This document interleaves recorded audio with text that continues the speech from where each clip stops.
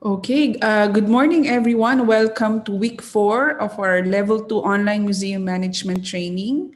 We are delighted to have with us Professor Patrick Flores from the George Vargas Museum and Filipiniana Center. Last week, we had a very interesting discussion with Boots Herrera on assessing significance of museum artifacts and as well as photographing your museum artifacts, no, using inexpensive equipments. So we would like to welcome today a very interesting talk, no, on curating museum exhibitions. We had this in level 1 last time on curating exhibitions and description on the curatorial practice. So would like to say hello to Sir Patrick. Good morning, sir. Good morning, Ikin. I'm glad to be here. Thank you, po. So would like to introduce Sir Patrick this morning. Sir Patrick Flores is Professor of Art Studies at the Department of Art Studies at the University of the Philippines in Diliman, which he chaired from 1997 to 2003. And he is also the curator of the Vargas Museum in Manila. He is the director of the Philippine Contemporary Art Network, and he was one of the curators of Under Construction, New Dimensions in Asian Art in 2000, and the Gwangju Biennial Position Papers in 2008. He was a visiting fellow at the National Gallery of Art in Washington, D.C. in 1999 and an Asian Public Intellectuals Fellow in 2004. Among his publications are Painting History, Revisions in Philippine Colonial Art in 1999, Remarkable Collection, Art, History, and the National Museum in 2006, and Past Peripheral, Curation in Southeast Asia in 2008. He was a grantee of the Asian Cultural Council in 2010. He also co-edited the Southeast Asian issue with Joanne Key for third text in 2011. He also convened in 2013 on behalf of the Clark Institute and Department of Art Studies of UP Diliman the conference entitled Histories of Art, History in Southeast Asia in Manila. He was a guest scholar of the Getty Research Institute in Los Angeles in 2014. He curated a lot of exhibitions, including the contemporary art from Southeast Asia and Southeast Asia Europe titled South by Southeast and the Philippine Pavilion at the Venice Biennial in 2015. He was the artistic director of Singapore Biennial in 2019 and is the curator of the Taiwan Pavilion for Venice Biennial in 2022. No? So this is upcoming soon. So we are very honored to have Professor Patrick Flores to give a talk on curating museum exhibitions.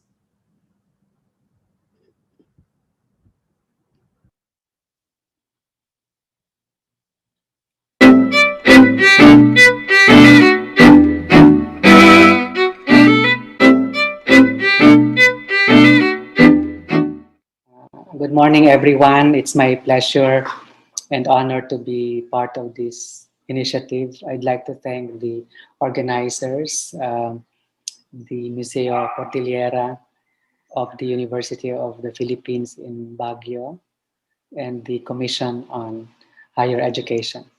I'd like to share my screen now. The task assigned to me this morning is to talk about the process and the implications of curating an exhibition. In doing that, I'd like to focus on the two important words in that formulation, which is to curate and to exhibit. To curate is to care and to care for. So there is this ethical responsibility and at the same time a decisive action in relation to that ethical responsibility. To curate is to care, meaning to express keen interest, to be interested, and not to look away or to be apathetic.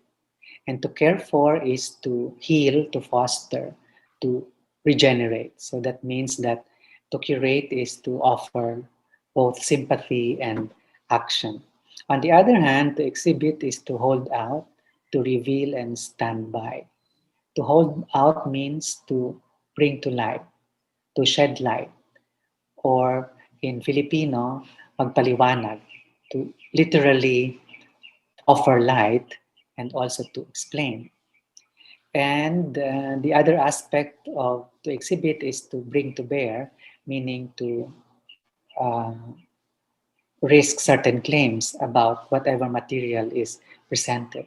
So to exhibit is not only to reveal, but it is also to stand by, to create a position and to offer that position to, to the public. The other aspect of the presentation is the context of the curated exhibition, which is the museum. So if one were to curate an exhibition within a museum, one has to be aware of the philosophy of why a museum is required to present the material. So there should be no default and automatic expectation that a museum is the, the only and the most productive medium to, to make to materialize the project. You know? So one has to be aware of why the museum is the most productive medium to make this thing happen. So one has to be aware of museology, the philosophy of the museum, the museography or the design and atmosphere of the museum, how the material is presented. So both presentation and representation are aspects of museography, and of course governance, how you make the museum work so that the exhibition will also work. But if you don't work within a museum and you're working within a less restricted space, meaning a space that is not so burdened by the 19th century history of the museum or the expectations of museum authority, then you are freer to uh, experiment with this particular location. So the space could be just a community center where the community gathers, and there is a uh, freer, less burdened atmosphere as far as the presentation of material is concerned. Uh, in this presentation, I'd like to, to foreground Vargas as a case study uh, to offer both practical and theoretical concerns in relation to exhibition making and curating an exhibition within a museum. So I of course, begin with the idea that Vargas Museum is a university museum and that the museum is within an intellectual community, a community of peers, and academic ecology. So the museum participates in that context. But I also try to flip it around with the phrase museum university, that the museum is an intellectual community in itself. It's not just situated in an intellectual community, and that the university thinks and acts like a museum. So by flipping it around, um, the university museum becoming a museum university, we are able to transcend some binarisms between the university and the museum. That the museum is a university and the university is a museum. So there is a more reciprocal relationship between the institution of the university and the institution of the museum, which are important platforms for the production of uh, secular knowledge. No?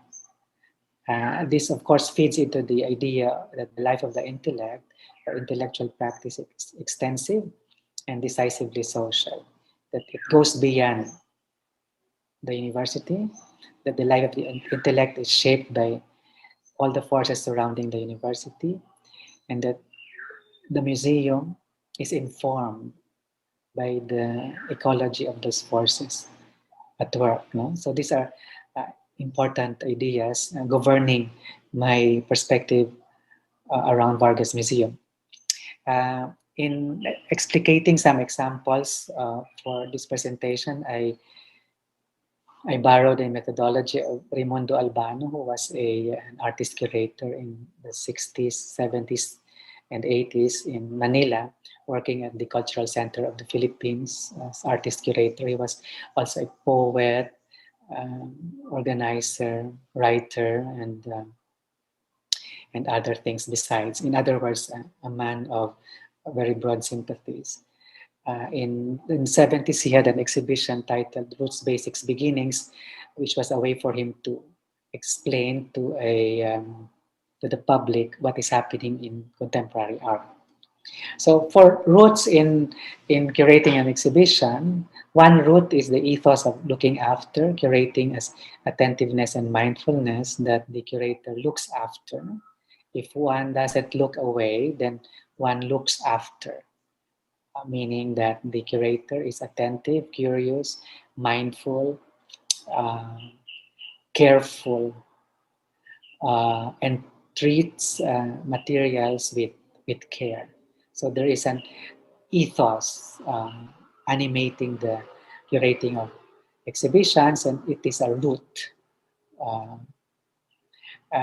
Always there is the anxiety that challenges the curator, how to link the museum with the outside world. And in this particular slide, I present the work of Masako Fuminori, who is a Japanese architect. And I asked him to develop a bamboo theater at the lawn of the Vargas Museum to serve as a nexus between the museum and the street, which is the academic oval of UP Diliman. No?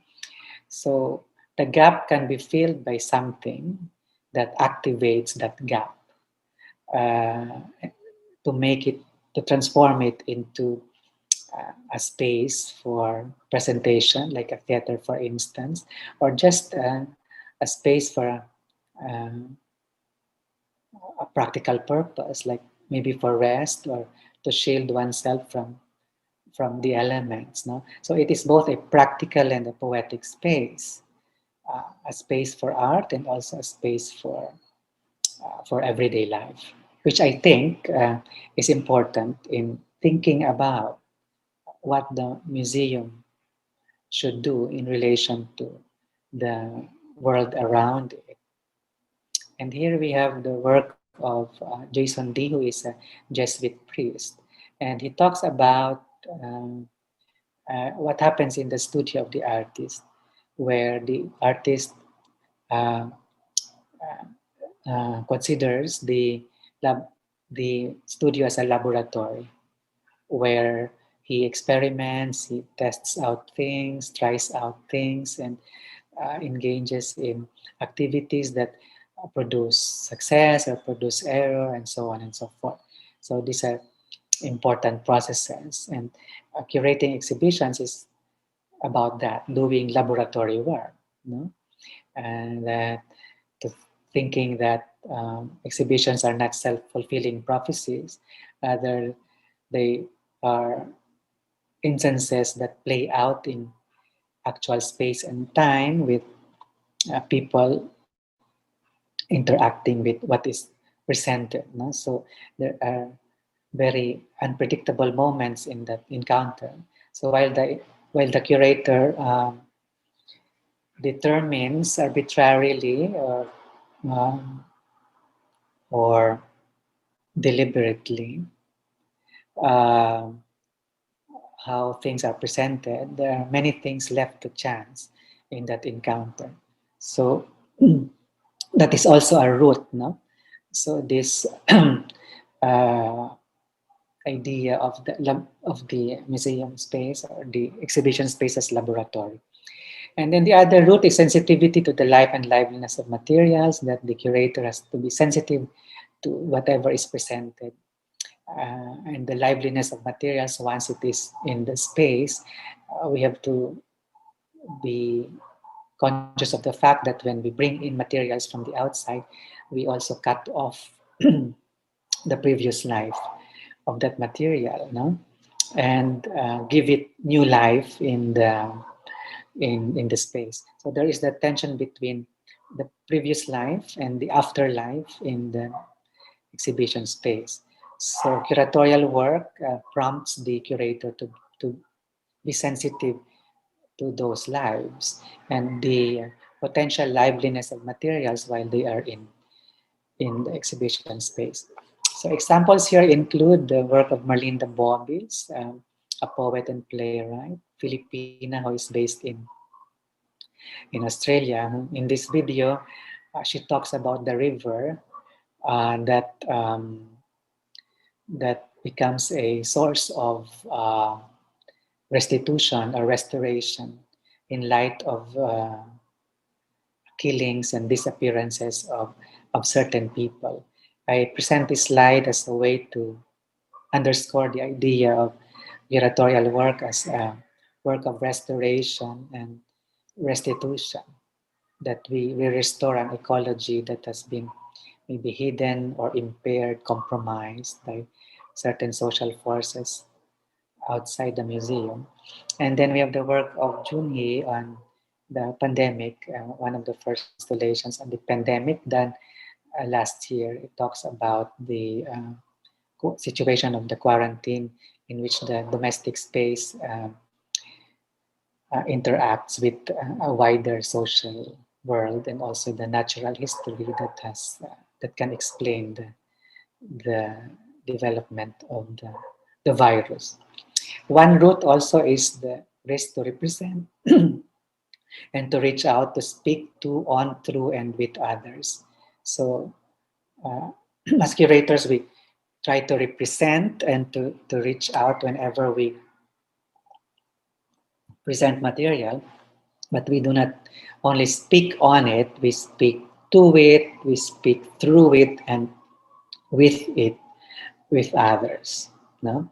So this is a route in curating exhibitions, how to represent others, how to represent material, and to reach out with others, meaning the audience, and artists, and so on and so forth, specialists. Yeah. So reaching out instances include Carolina uh, Caicedo's exhibition at the Vargas, a tribute to the activists who ecological activists who either disappeared or were killed by uh, those who didn't like their work. So, sorry. The museum space here becomes a pedagogical tool to inform the audience about the situation, but it is also a ritual space in which the uh, viewer can light an electronic candle or a battery operated candle to in support of the cause of these activists. So pedagogy and ritual uh, coalesce in this curatorial situation. And Natalie Dagmang in Beyond Myself collaborated with overseas Filipino workers and migrants in Hong Kong and London to create this pabitin uh, consisting of elements from the Balikbayan box or the homecoming box. So we now go to basics. One basic is the site. You have to know where you are exhibiting, the location. And the Vargas is made of, the wall is made of glass and aluminum frame. So there is this uh, porosity between inside and outside. It's not a white cube, in other words, it's not enclosed. And also the Vargas has history embedded in it through the University of the Philippines. The University of the Philippines, university established by the Americans in 1908, but in Manila and moved to Quezon City after the war. So the Vargas opened in 87, so it's on your left, but it's not yet there when this photo was was taken. The university is at the National University, so that in itself is a context. And another context is the militant history of that university, the site of the Diliman Commune in the 70s. No? So the site is not only a physical site, it is a historical site. So the curator has to speak to the contexts of both the physical location and the historical condition that informs the site. So this is the facade of the museum. So again, it's not a white cube. There is this uh, interaction between outside and inside. And I like that situation because it's not a time capsule. People are made aware that life is happening around the museum while they view art. And that the art that is presented there had been actively shaped by the life outside the museum. We also benefit from available light. So this is an important character of the museum, that we don't have to treat objects very museologically, that in a modernist sense, but they should play out in generous light. And I like that. I don't like too many spotlights that tend to isolate objects from the environment. And you see here again the instance of porosity, where the viewer can see there's transparency involved, that the viewer can, for instance, from one room can see the stairs, and if you're from the stairs you can see the lobby, and if you're from the lobby you can see the skylight. I like that interaction, and this is quite rare in the museum world in the Philippines. Many of the museums in the Philippines are white cubes. The root is skill, that you have to know the collection, the nature of the collection. So what is it? What is its potential? What is its limit? So you have to know that. The other skill is the work of art. What does art do? So it's not only the work of art as artwork, but it does something specifically. So you also have to understand what art does, so the work of art, not only the artwork. No? And of course, the ties of history. This is an exhibition involving artists from Southeast Asia. And this is a work of Yasmin Jaidin from Brunei, who did work on the steps of the Vargas. So you see here the site of the exhibition need not be inside the museum. It can be around the museum. And it is a skill to do that, and it is to explore the site, and it is also a skill to bring things together. So these ties of history, which in this instance refer to art from Southeast Asia. The collection is important. What do you have? It's a root now. So it's a root. Sorry, are we?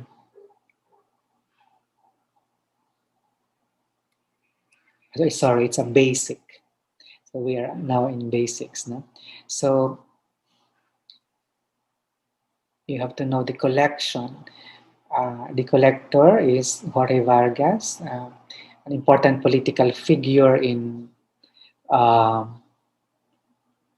the years before, during, and after the Pacific War. So he was a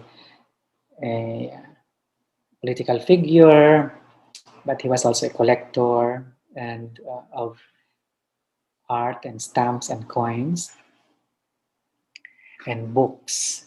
He was a man of broad sympathy, so in a way, he also embodied curatorial work and also museological work.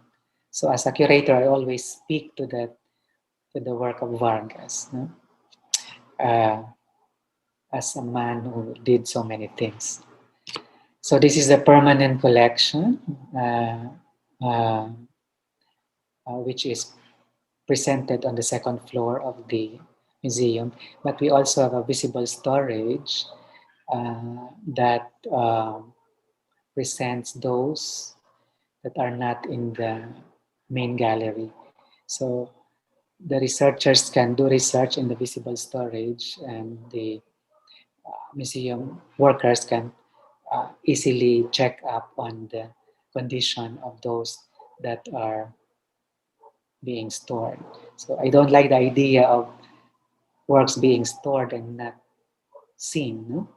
So even if they are in storage, they can be seen, and people can research on them by appointment.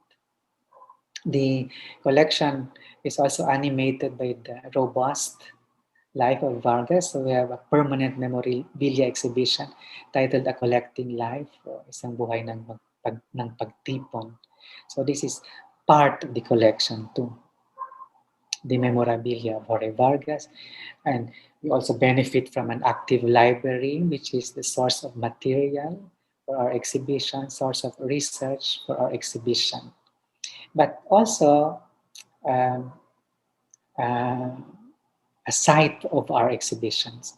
Uh, this is how Vargas presented some of his pieces while they were still in Kawilingan in Mandaluyong before the works were transferred to Vargas Museum in the university. So as you can see, Vargas curated them in a particular way, and that we speak to this history of presentation before the pieces came to the university. And then finally, beginnings. We talk about making visible and accessible, proposing entry points and narratives. How now do you begin to curate an exhibition and come in contact with the public? So, so you do this, you organize the collection according to uh, sections. And the main gallery of the Vargas Museum has 4 sections, and it is governed initially by an art historical chronology, like from 1886 to 1898. So that's one layer of narrative chronology, but you can go beyond chronology by uh, looking into metaphor or a trope, for instance, or a theme like light. No? So chronology and uh, uh, this more imaginative category like light can come together. It's not one or the other. So it can be poetic and informative at the same time. It's light because this was the time when the Ilustrado artists went to Europe to learn and to share in the Enlightenment project. Yeah? So yeah. And then the second section is province, that talks about land and landscape during the American period, and of course the Amor Solo School. So province is also seen as different from the city, right? Different from the urban. No? So this is the second section. The third section is an east, which talks about the Commonwealth period, and of course the Pacific War. So you see here the like the peacetime um, after World War One, and of course the ravages of war uh, in during the Pacific War when Manila was badly devastated. No? And then finally, Laya, 1947 to 1960, talks about post-war reconstruction. So there is passage, meaning there is independence from the war and also from American colonialism, but independence also from, let us say, the academic tradition of Amarsolo as through the modern period uh, uh, with artists like Idades, uh, Manansala, and as you see in this slide, HR Ocampo. So, so these are the four sections. So this is an entry point into the exhibition. Chronology, which is easily accessible because there is linearity involved. But there is also a poetic moment, discursive moment, theoretical moment offered by titles like Passage, Province, Unease, and Light. So I think the curator should uh, tread this line delicately, no? To so as not to fall into the trap of binarism. We see here also that the approach of the main collection in the Vargas is interdisciplinary, that we do not isolate the art collection from the other pieces in the holdings of Vargas. You have to understand that the Vargas is an interdisciplinary museum, that the full title name of Vargas is Ori B. Vargas Museum and Filipiniana Research Center. So as curator, I integrate archival material with the art material. So you can see here in the vitrines are the archival material in conversation with the art material. And those are already two layers. Now, the layer of the collection, the layer of the archive, and then the third layer is a layer of contemporary art. So here you have Poklong Anading, also evoking light in relation to the work of Felix Resurrection Hidalgo. So you have three layers now in interaction. So everywhere you go in the museum, you see those three types of material in interaction: the contemporary, the archival, and the collection. So this makes for an active ecology of, of an active uh, uh, ecology of viewing, a different experience that crosses temporalities and also materialities. And I think that's crucial in activating space like a museum. So you see, for instance, here, Roberto Filea's vitrines of indigenous mythological figures in conversation with, uh, let us say, Amarsolo, Edades, Fabian de la Rosa. And on your right is you have three articulations of women, three articulations of the Filipino woman. Ina ng Lahi by Antonio Dumlao, the woman to represent identity, the allegorical woman of Guillermo Tolentino, Filipinas in Bondage, and the woman of the night of Ben Alano, a woman in the nightclub. So you have three articulations of the woman, uh, choreographed or curated in a particular way that you don't have to tell the viewer that these are different articulations of women, because they will know when they stand within this matrix. And on your right is uh, archival materials from Guillermo Tolentino, who was an occultist. He did seance sessions, aside from the fact that he was a classical sculptor. So this is an interesting aspect of Guillermo Tolentino's life. He was also an intense believer in Tagalog as a language and in Rizal as a hero. And of course, the fact that the main symbol of the UP is by Tolentino, oblation. So we also encourage artists to work within the archive. So not only dealing with the archive as material, but using the archive as the space for exhibition. And this is the case for Curiosities in 2013 by by Geraldine Javier, where her contemporary work, intermedia work, conversed with the bundles of documents in the archive and also the work of the paintings of Fernando Marsolo. So part of the basics is designing space and inhabiting it with the energy of persons and things. An example here is the Green Go Home exhibition about global protest. So exhibition doesn't have to be completed and final when it opens. It can be an exhibition in progress. And for this exhibition, I worked with Filipino artists who drew directly on the wall. So while they were drawing, the viewers were viewing. So that makes for a more lively activity in the room. So like for instance, this particular work of Rensley, who unfortunately passed away on the jeepney protests, no? Because of the looming phase out of that popular transport.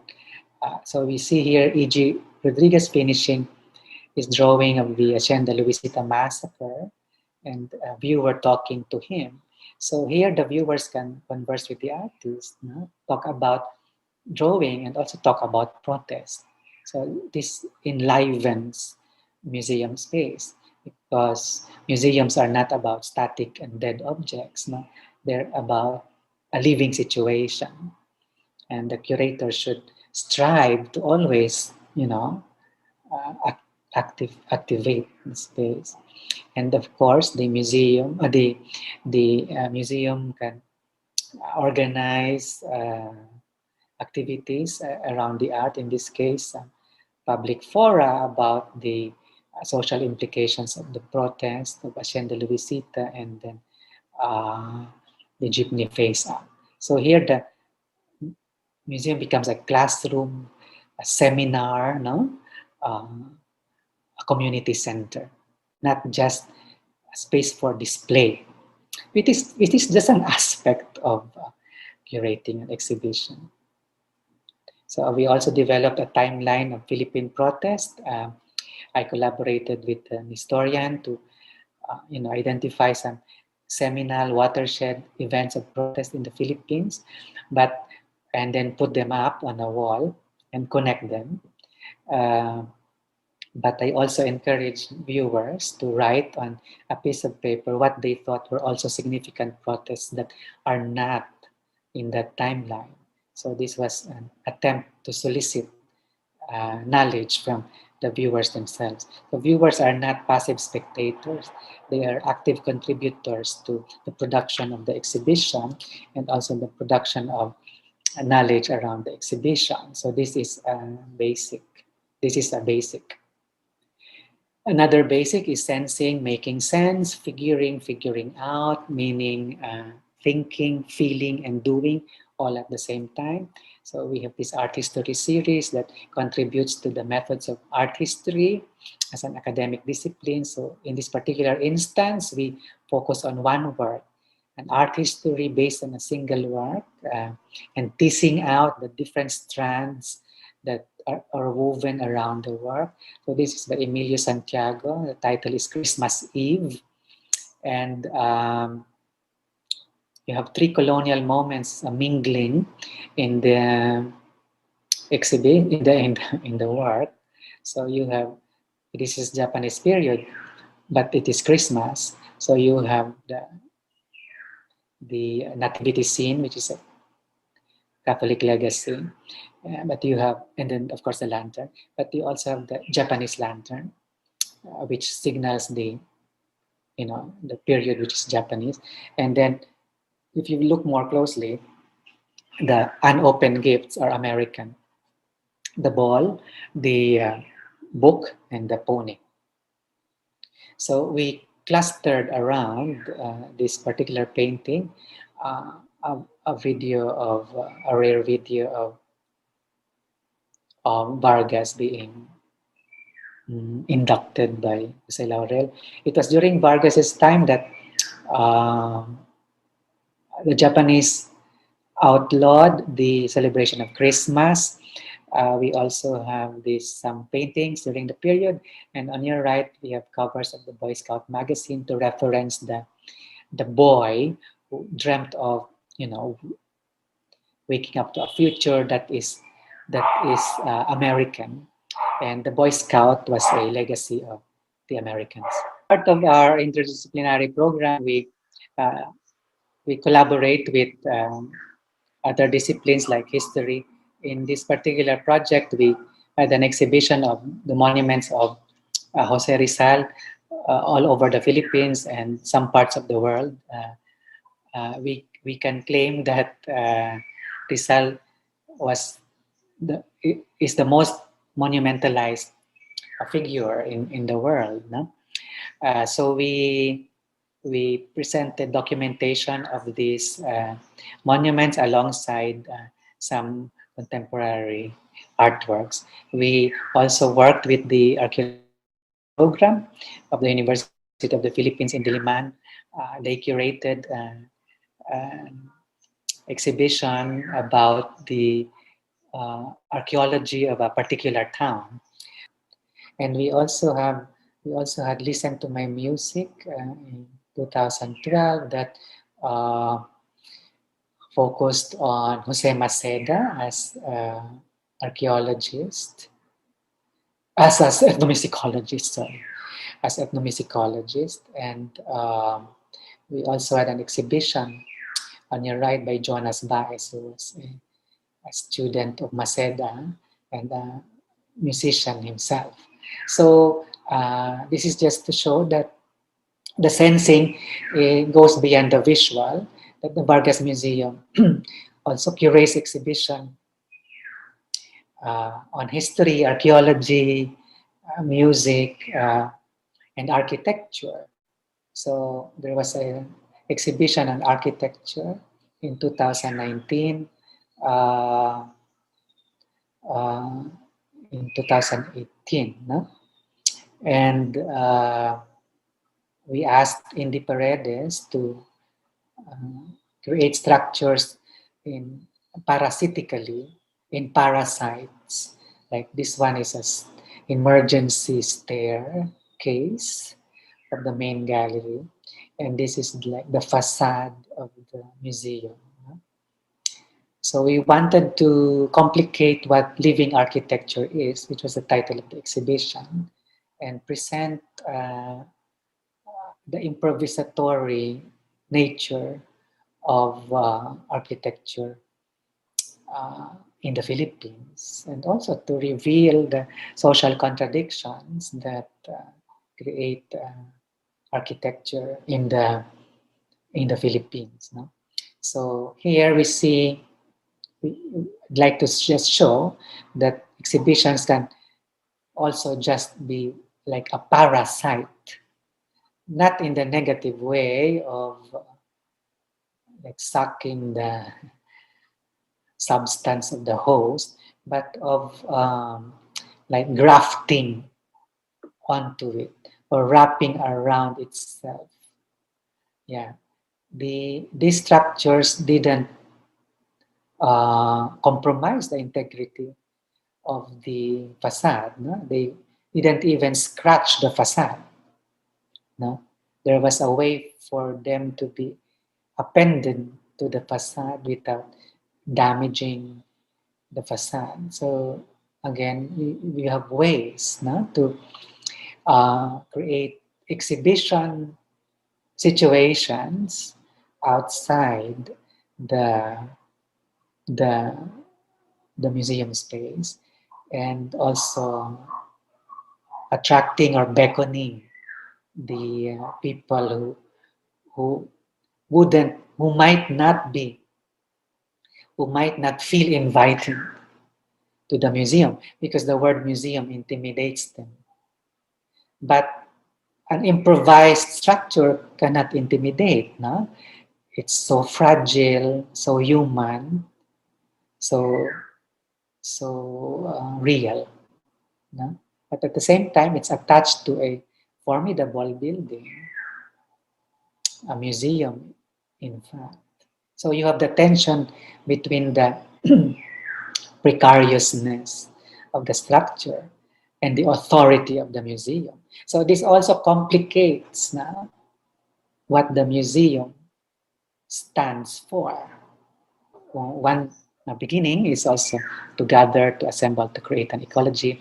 And here we see the Bamboo Theater of Nosako Fuminori hosting the theater presentation of PETA, of Bertolt Brecht's Caucasian Chalk Circle, as translated into Filipino. So we go outside, and when we go outside, we are, of course, at the mercy of the elements. So you see a drizzle here disrupting the, well, not really disrupting, working with the play, and that is part of the curatorial project, no? To invite and learn to live with the elements. We also have this project curated by Carl Albais on a new field called Astro Photography, or photography of astronomic material. And we have the work here of M.G. Magalion, uh, of the sky, of course.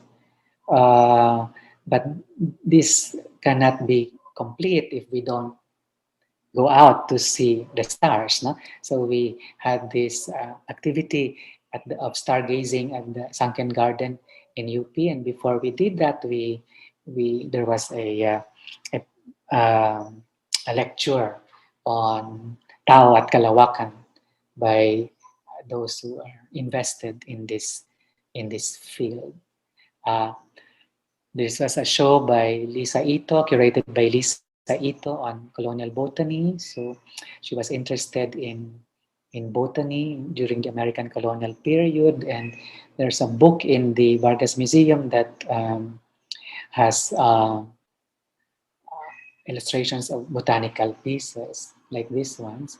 But again, they would be incomplete if we don't see actual plants. So she organized a tree walk with Ronald Achacoso as part of the Almost There public program. Ronald, who is also an artist, toured the audience around the campus of UP and showed them indigenous trees, endemic plants. No? So this is a good tension between that indigenous plants and endemic plants and colonial botany. We also, as an institution, try to develop young curators as a successor generation of curators in the country through the curatorial development workshop that we do with the Japan Foundation and the Philippine Contemporary Art Network. So this is one of the workshops, another event for the workshop. We also have this project of the Junior Museum Guide, which introduces the kids to the work of museums, aside of course from art workshops. So the culminating activity is for the kids to guide their parents and their friends through the collection. So you see a young girl here talking about Fabian de la Rosa. And then, of course, we initiate engagement. That's a beginning, owing to the political nature of the university. We are open to exhibitions that probe very difficult questions, very difficult political questions. So, Kiri De Lena in 2011 curated this placard exhibition, which the placards were first exhibited at the basement, and they were brought out into the open and planted, so to speak, at the lawn of the Vargas Museum. So you see some of the examples of these placards. No? We also host some public performance festivals like Solidarity in Performance, led by Boyet de Mesa. So the porch here also serves as a space for, not really for exhibition, but for performance. So the museum should be open to other types of material, no? Not only objects like painting or sculpture. And as part of our uh, initiatives during the pandemic, we developed this important program that we can be very proud of. This is called the UP Vargas Museum Work from Home Internship Program, where collaborated with interns who worked from home who developed digital material with us. So we we have had 2 batches already of this very creative and very uh, curious young professionals.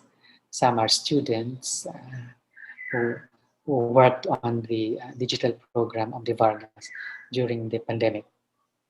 And more recently, we have this collaboration laboratory in coordination with the senior high school students. No? So this is a way to reach out to a younger audience, the future audience of Vargas Museum. So our pilot phase involved the St. Paul College, Pasig, in which some of the students curated an exhibition based on the materials of Vargas. I mean, they didn't have to come to Vargas, they just had to work on images. And from there, curated an exhibition on the Filipino woman to commemorate March as Women's Month. No? And of course, we have the museum, Vargas Museum Guide in bilingual format. So this is the only guide in the Philippine museum world to cover the primary, intermediate, high school, and college levels. So, and in bilingual form. So we have this museum education guide, and we also have study guides for every exhibition. Now we try our best to offer a study guide for teachers and students for every exhibition. The Vargas is a university museum, so we are greatly investing in the educational capacity of, of the museum. And we also have modules during the height of the pandemic in which we were able to share with the public our archive. So in this particular case, the archive is no longer just supplemental or research material. It is a main material because it became the face of the museum in the absence of physical interaction. So we have the ekphrasis module, the sound and movement module, public art module. So we have to learn to know what we have and offer it to the public. And of course, we have a new release of the updated uh, Vargas collection catalog. And then finally, to the current exhibition, Proto Para, Rethinking Curatorial Work, came out of the curatorial development workshops of the Japan Foundation and the Philippine Contemporary Art Network. Here we emphasize, because of the pandemic situation, uh, a curatorial model uh, that is not tied to exhibition making, but rather to activities that are either proto or para, meaning proto before the exhibition and para meaning alongside the exhibition. So proto can mean research on the exhibition, like we see here. We have interview of Nena Sagil, and we have archival material on Nena Sagil. So research is not just something to be hidden from view. It can be part of an exhibition. It can be a research exhibition. So this is proto. And then we can also have public screening, and around the public screening, you can organize seminars.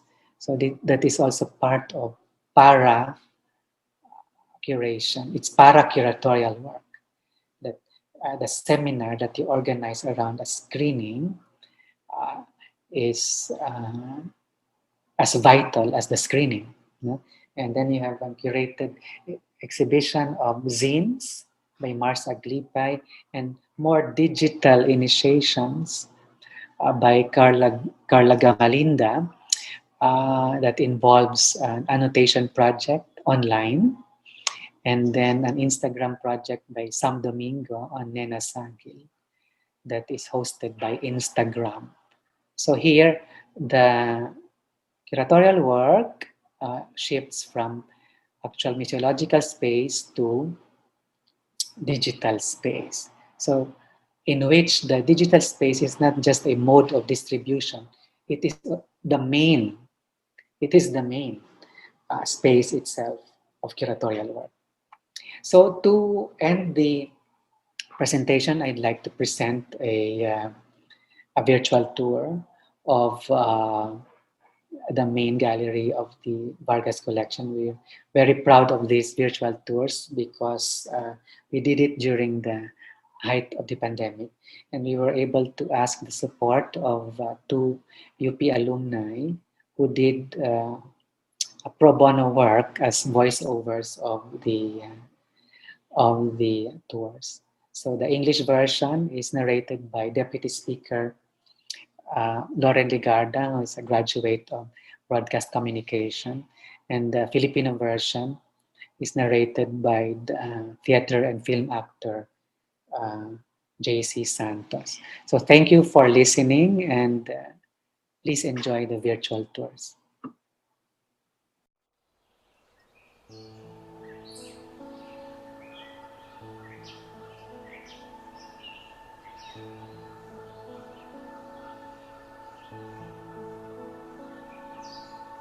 Hello, I am Lauren Legarda.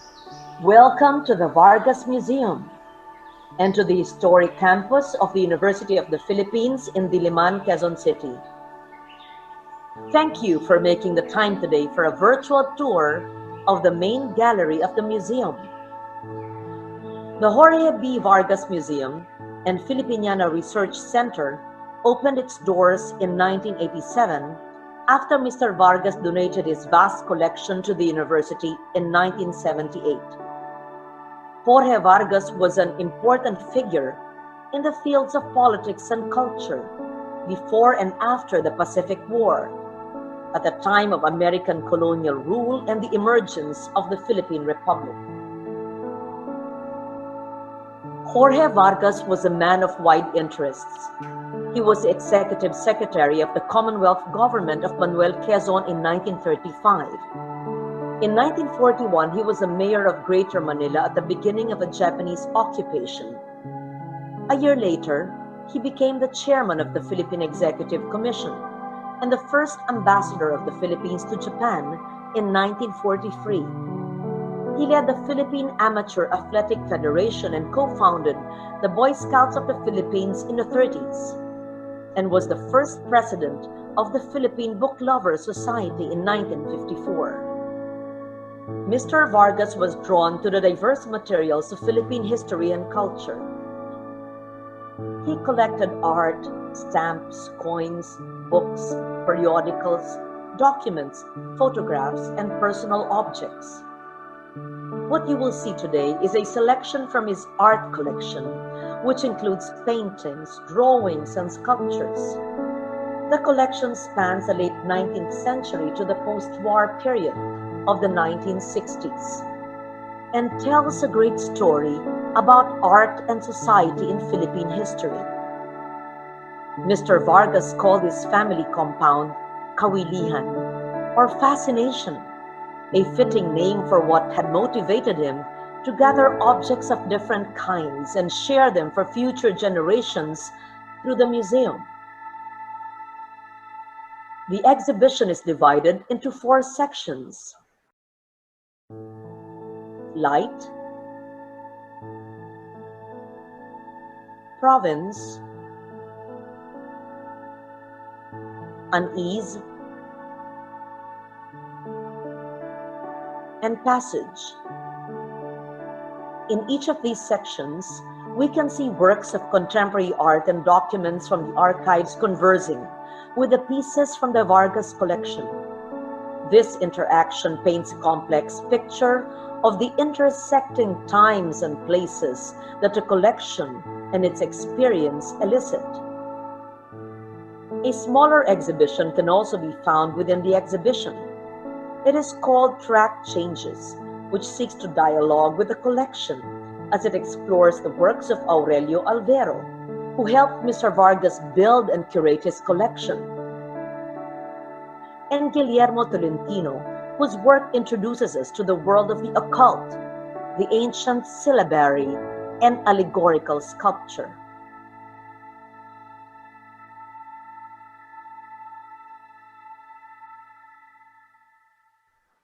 Let us now go to the first section called Light.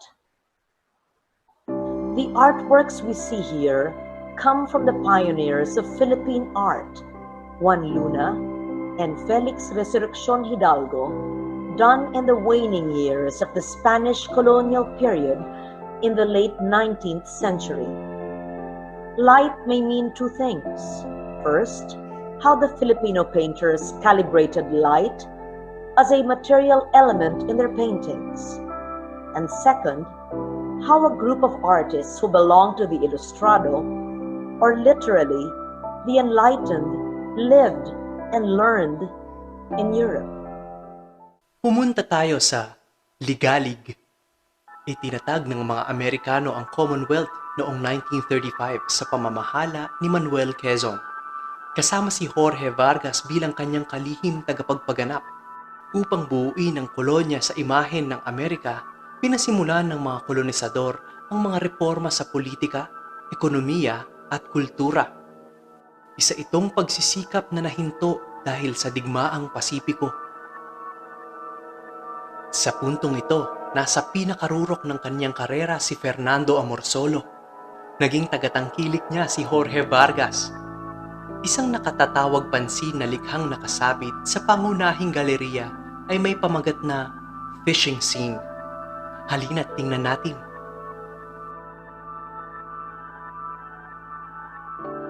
Isa itong malaking pintura ng pamayanan ng mga mangingisda. Sa likuran, may bangkang pangisda at mga taong nag-uumpukan para sa mga huli. At inihahanda ang mga ito para ibiyahe gamit ang naghihintay na kalesang nasa pinakakaliwang bahagi ng pintura. Sa harapan, may lalaki at babaeng pinagtutulungang bitbitin ang buslong pinagsisidlan ng kanilang huli habang naglalakad sa ilalim ng mamula-mulang langit sa bukang liwayway. Sa isa pang obra ni Amorsolo, ang Rice Planting, itinatanghalang katulad na eksena sa nayon, ngunit sa pagkakataong ito ay upang ipagdiwang ang masaganang ani at ang ligaya ng kaanak. Sa parehong obra ay naglalarawan ng buhay sa paligid ng lupa at tubig ng may pananabik at pasasalamat at binigyang buhay sa malinaw na pagpapalitaw ng liwanag na nagdulot ng pagkakaiba-iba sa paraan ng pagpipinta depende sa kalagayan ng daigdig at ipinapaliwanag sa pamamagitan ng romantikong realismo. Ang litaw na kasalungat ng ganitong optimismo kasama sa koleksyong Vargas ang mga likhang nagpapakita ng kahindik-hindik na mga guho na nagsimula sa panahon ng digmaan tulad ng Ravaged Manila ni Dominador Castañeda, gayon din ng San Sebastian Church through Quiapo Ruins, Ruins of Manila Cathedral, at Rizal Avenue on Fire na lahat ay likhang sining ni Fernando Amorsolo. Isinasantinig nila ang matinding takot at mga katawan ng taong wala ng buhay at bulagta sa lupa. Madarama din sa panahong ito ang lumalayong pagitan ng iba't ibang uring panlipunan. Binigyang diin ni Hernando Ocampo ang ganoong kalagayan sa kaniyang likhang sining na Oleo sa Canvas, ang The Contrast. Hinubog sa pamamagitan ng malakas na liwanag mula sa maliit na gasera ang anyo ng isang butot balat na lalaking nakatalungko sa sahig. Nakadampi ang mga daliri sa kanyang plato para sa sansubong pagkain, habang sa kanyang likuran makikita ang anino ng matatayog na gusaling hudyat ng progreso. Ang estilo ay tanda ng modernismong sensitibo sa bumabaluktot na anyo at lipunan na nagpaiba sa direksyon ng estilong akademiko at popular na pinahalagahan ni Fernando Amorsolo at ng kanyang mga tagasunod. Sumugat ng malalim ang digmaan sa maraming buhay na dahilan ng pagkawala ng tirahan ng maraming tao at mga pamilya. Ang ganoong pagpapalipat-lipat ng mga tao ay nangyayari pa rin hanggang sa kasalukuyan at hindi na mabilang ang mga Filipino na naghahanap ng magandang kapalaran at oportunidad sa labas ng bansa. Sa likhang sining na Belonging in Transit noong 2006 ng mag-asawang Alfredo at Isabel Aquilizan, inilarawan ng ganoong pakikibaka upang manatiling buhay. Gawa ito sa iba-ibang bagay mula sa bahay ng kanilang pamilya at inimpake nang lumipat sila sa Australia. At ngayon isiniksik sa isang lalagyan tulad ng isang balikbayan box.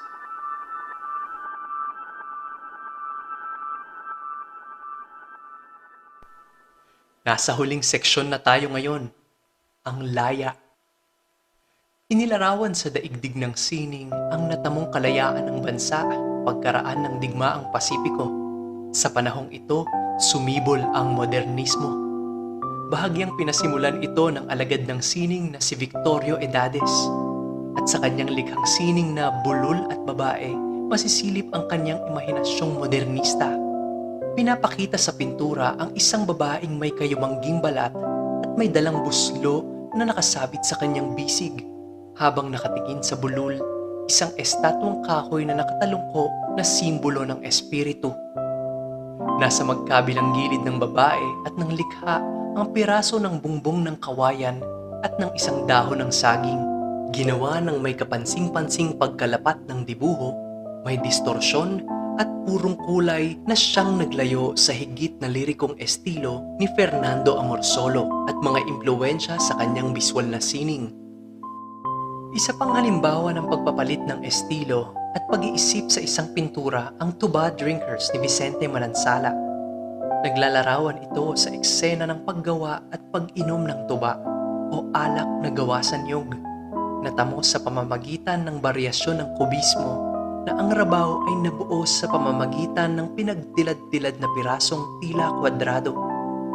Ang maraming matitingkad na kulay at liwanag na nabuo sa bawat aspekto ay nagbibigay ng galak sa lahat ng mga tauhan sa likhang sining. Sa ganitong panahon ng pagkaligalig na ipahayag ang puna sa lipunan. Sa koleksyong eskultura ni Guillermo Tolentino na Filipinas in Bondage na nagsasalarawan sa hubog ng isang hubad na babaeng inihulma sa bronse. Nakagapos siya at ang mukha niya ay puno ng hinagpis. Isang kwento itong kapupulutan ng aral ng sino mang pinagmalupitan saan man at ang kagustuhan ng lahat ng kababaihang maging malaya sa lahat ng pagkakataon.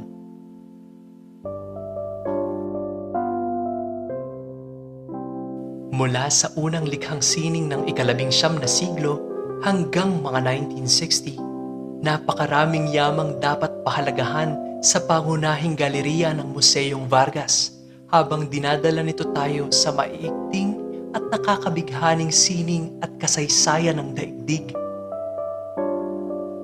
Salamat sa inyong pagsama sa amin sa virtual na paglibot ngayon at hihintayin namin ang inyong muling pagbabalik kasama ng inyong mga mahal sa buhay. At magkita-kita tayong muli sa museo.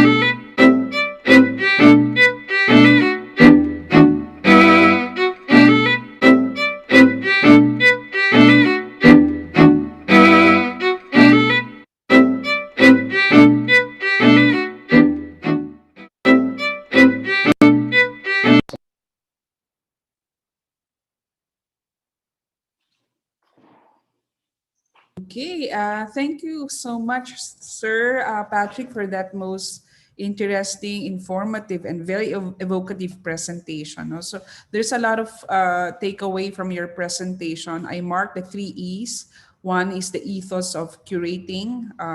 Second is the ecology of the space that needs to be activated. And the last one is engaging. No? So how exhibits and objects and programs should relate to the community, visitors, and other stakeholders, the audience, and even the museum architecture. I really find that most interesting. All right, so we have a lot of questions now pouring in. Sir, if you could look at the chat box, I could read that out to you. So I'll start with the one in the chat box. There are already three questions there. One is question one. I think this came from the YouTube link. For instance, question one, curators are given the power to decide what to collect, display, study, and even promote. Is there an already established international code of ethics for curators? If not, do you think each museum should have their own code of ethics as curators? Yeah, that's a good question. Of course, there is ICOM, which has codified some aspects of these ethics, but these codes are meant to be interpreted too by practice. So it's part of the curatorial gesture or the curatorial skill and imagination to engage with the codes. No? So while they are there to guide us and to give us a horizon of possibilities and also constraints, we have to, every day of our lives, mediate them in relation to our own practice so that the codes also become grounded in what it is we do in relation to the specific context we circulate in. So while they're meant to standardize, they should not be seen as universal and transcultural. They're quite specific. No? So there are certain demands that are imposed by these codes on like infrastructure or economies that cannot address aspects of these codes. So what is there to do? I mean, what can the curator do in that situation? Will the curator be paralyzed by the code, or will the curator creatively work within the code and at the same time revise the code in light of the specificity of the context? No? So these codes were produced in other contexts. So we have to also intervene through our practice. So the answer is yes, but we should interpret them Yes. critically and creatively. Thank you, sir. In addition to that, may I just follow up that this ethics and collecting practices is also cited in your museum collections policy, right? So that should be indicated as well as a guide for the curators and for the museum. Yeah. All right. Thank you, sir. The second question. In curating exhibitions, especially featuring historical or political themes, should curators remain neutral or is neutrality possible for historical and political themes that like what you presented earlier?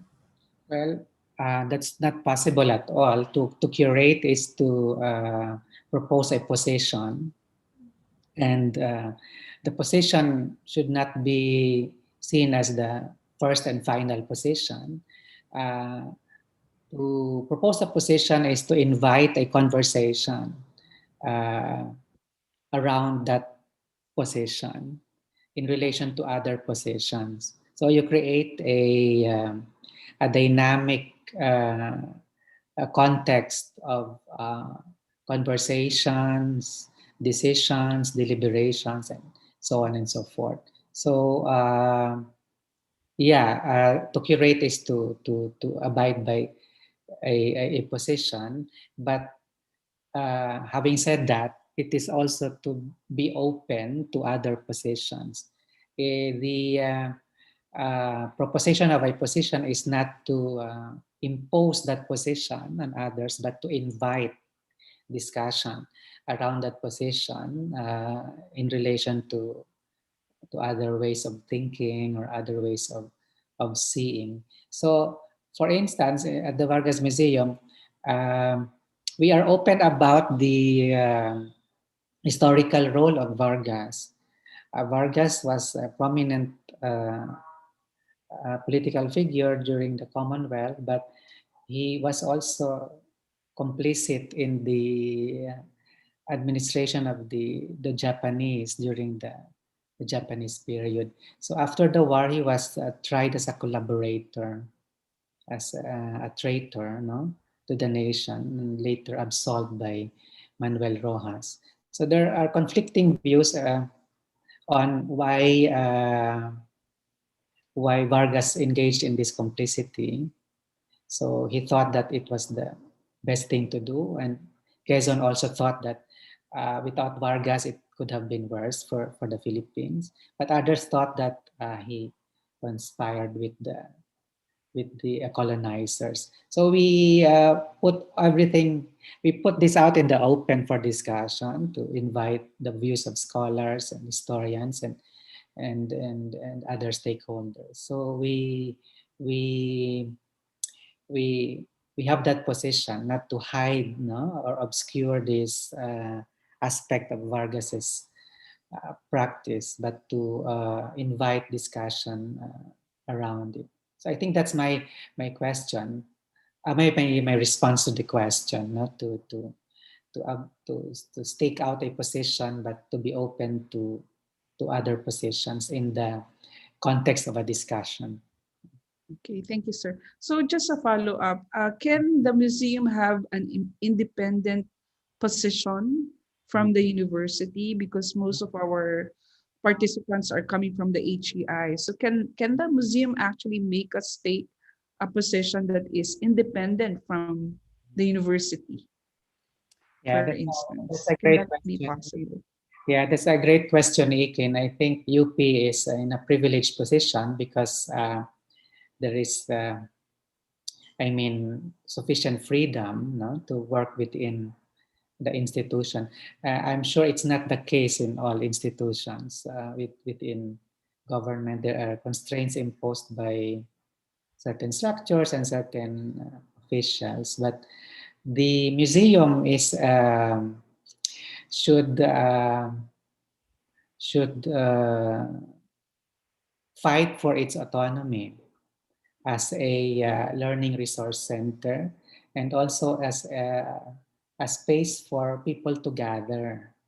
Uh, if one would, if the institution would, if the general institution like the university would instrumentalize the museum, then it won't be able to fulfill that role as a point of gathering or an intersection of different views, no? So the museum is a public sphere, and that should be shielded from efforts to instrumentalize o gawing kasangkapan ng struktura, no?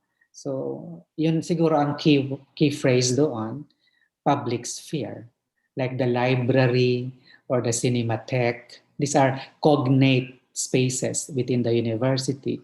The museum, the cinematheque, the library. These should be autonomous spaces for learning, no? Like the classroom, no? So as much as possible, the curator should be strong enough to defend the institution, the museum, from these efforts to instrumentalize. Okay, thank you so much, sir, for that very insightful answer. All right, the third question here, is there such thing, so this is a curious question, is there such thing as, in quotes, bad curation, unquote, and how can we avoid this? Yeah, it's a matter of perspective, no? But I'd rather look at it in terms of weak and strong curation.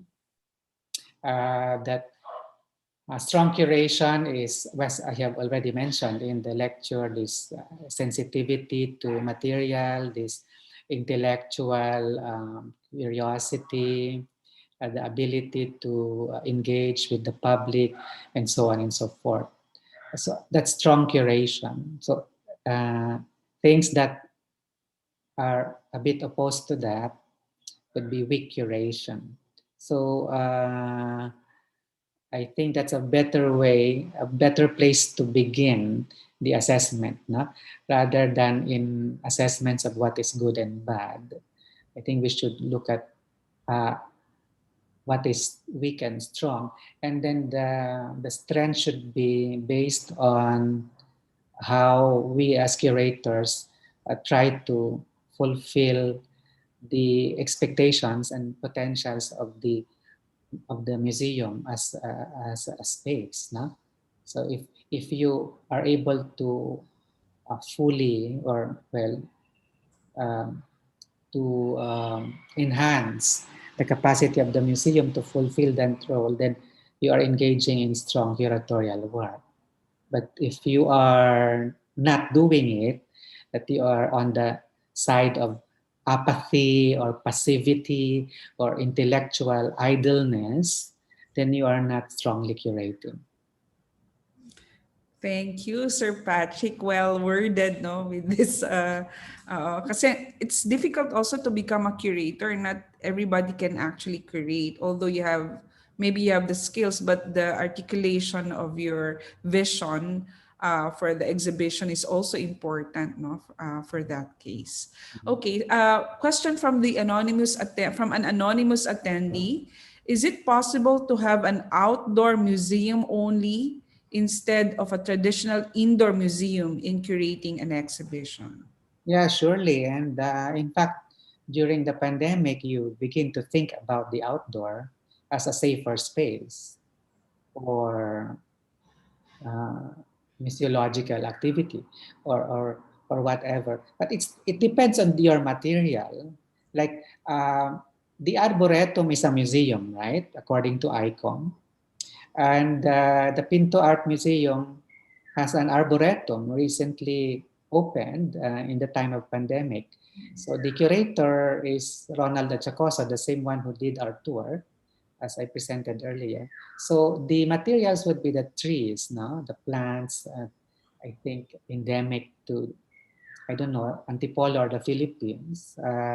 So you begin with the material, and if you have the site, because uh,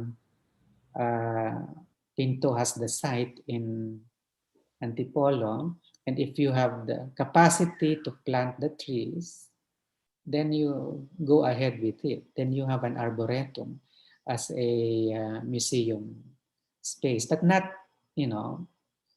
every institution has that capacity. So it still depends on the material, but the possibility is, of course, there. And yeah, we can always have that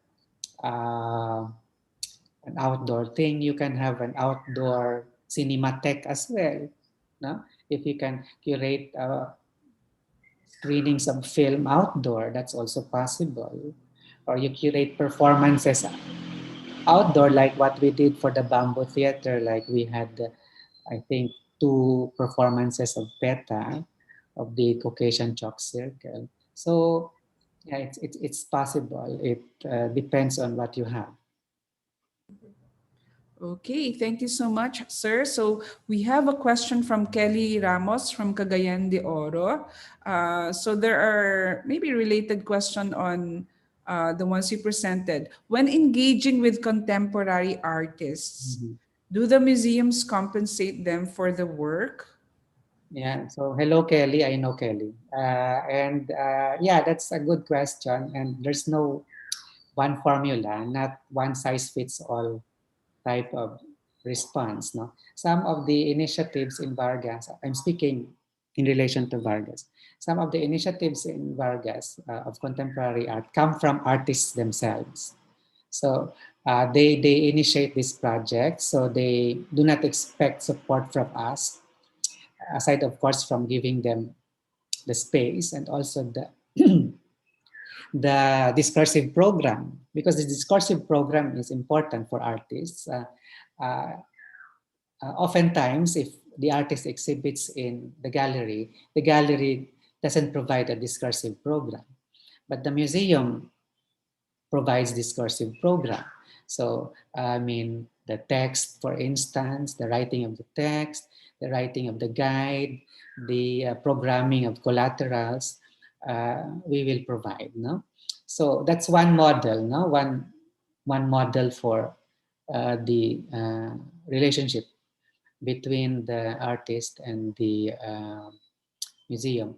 There is a budget structure that allows the museum to compensate the artist economically through an artist's fee and a production budget. Now, so we also do that if the if the conditions allow. Uh, but I think we should also think of compensation beyond the economic. No? There are different forms of economies, and there are many ways to acknowledge the labor of the artist beyond financial compensation. The museum and the artist can productively work together independent of economic remuneration. So there is a gift economy that can be explored, and we should not be confined to this restrictive economy of always paying people. No? Of always paying people. I understand, of course, that we have to professionalize and we have to address the economic requirements of artistic labor, but there are many ways to do this and should not be confined to merely paying. Okay, thank you, sir, for that. Again, from Kelly Ramos, how do we emphasize the importance of objects when the permanent collection is an old house converted into a museum? The importance of objects in the Uh, house museum. the importance of objects when the permanent collection is an old house converted into a museum. Well, curatorial work is a work of mediation. No? You always mediate the work in many ways through a display system, a display mechanism. That's one way of mediating. One way of mediating is to extend the energy or the resonance of the artifact by uh, constellating it with other things, no? Maybe a text or a sound or contemporary work or a related work from the same period. So that's one way of mediating that. mm, Sorry, historical object. In doing that, you historicize the object in the present, no? And you don't render it like historical, meaning dead or inert or desiccated by time. It should be enlivened by the present. So there are many ways to do this, and that's why curatorial imagination is important. Now, you might have all the skills that the schools can teach you. You might have all the technical requirements of infrastructure, but if you do not have imagination, you won't have a lively museum. I totally agree, Sir Patrick. No, so this curatorial imagination should be, I don't know if it's inherent because when you work with a team and you brainstorm a lot and you throw in ideas left and right, no, so in order to come up what is feasible and what is Mhm. representative of, especially us, we're working with indigenous communities. Mhm. We do representations inside our museum, so we also engage the voices of the people we would like to represent, no, so the curatorial imagination is really important, no, for this case. And it's Okay. also a risk taken, and that's why I mentioned in the presentation that there's a risk of representation because you are speaking for others now and with others. So there should be sensitivity to those aspects, and it's always tricky, and Yeah. there is no formula. I cannot. I mean, there's no formula for every situation. It's every situation is idiosyncratic, no? So you really have to just develop an intuition as a curator on how to deal with these things on the ground. Yes, sir. Sir, in relation to that, can we just go back to this interesting follow-up question from an anonymous attendee? We're talking about curation, no? So this is just a follow-up question. Are there specific indicators that curating is weak or a strong curation? Yes, I think I mentioned some already. If there is density of intellectual investment that is strong, if there is an effort of reaching out beyond the object or the artifact, I mean the extensity, I mean the degree of extensity, meaning from object to something beyond it. If you see a movement from the object towards other spheres, then that's an index of strong curation. Uh, an index also is the ability to um, create or to instill speculative or imaginative work uh, among the public. No, so for me that's an indicator. If you are able to inspire the public to imagine and speculate, and even maybe to also contradict you, then that's that's an achievement because the museum is not supposed to grab people by the collar and just support a particular agenda. The museum is supposed to release them from orthodoxy or prejudice and engage the museum critically. So that is an indicator. Uh, if you just repeat the norm, that is weak curation. Mhm. Yeah, I think we in lecture one we talked about enchantment, Mm. sense of wonder, and also the critique that should elicit from the visitor's presence in your museum. So I think that's a very important factor. Aside from, of course, the curatorial practical display systems that you have, the technology of enchantment, also the enchantment itself. No, if they are able to comment, they felt something, elicit emotions, commented on your exhibition, vandalize your exhibition in many manners, as discussed by Booth's last webinar. No, etc. That could be a very good indicator of a very strong curation. Okay, thank you, Sir Patrick. There's a greeting for you from Tomas Felipe Leonor. Let me just read it out. Good to see you again, Sir Patrick. We were the last batch taught by Professor Chabet in CFA Diliman back in the early 2000s. You attended one of our shows at Crowded House. Thank you for today's lecture. Very inspiring, especially the use of the entire museum. It's really brilliant. No? Greeting from Tomas, back All in right. back in the day.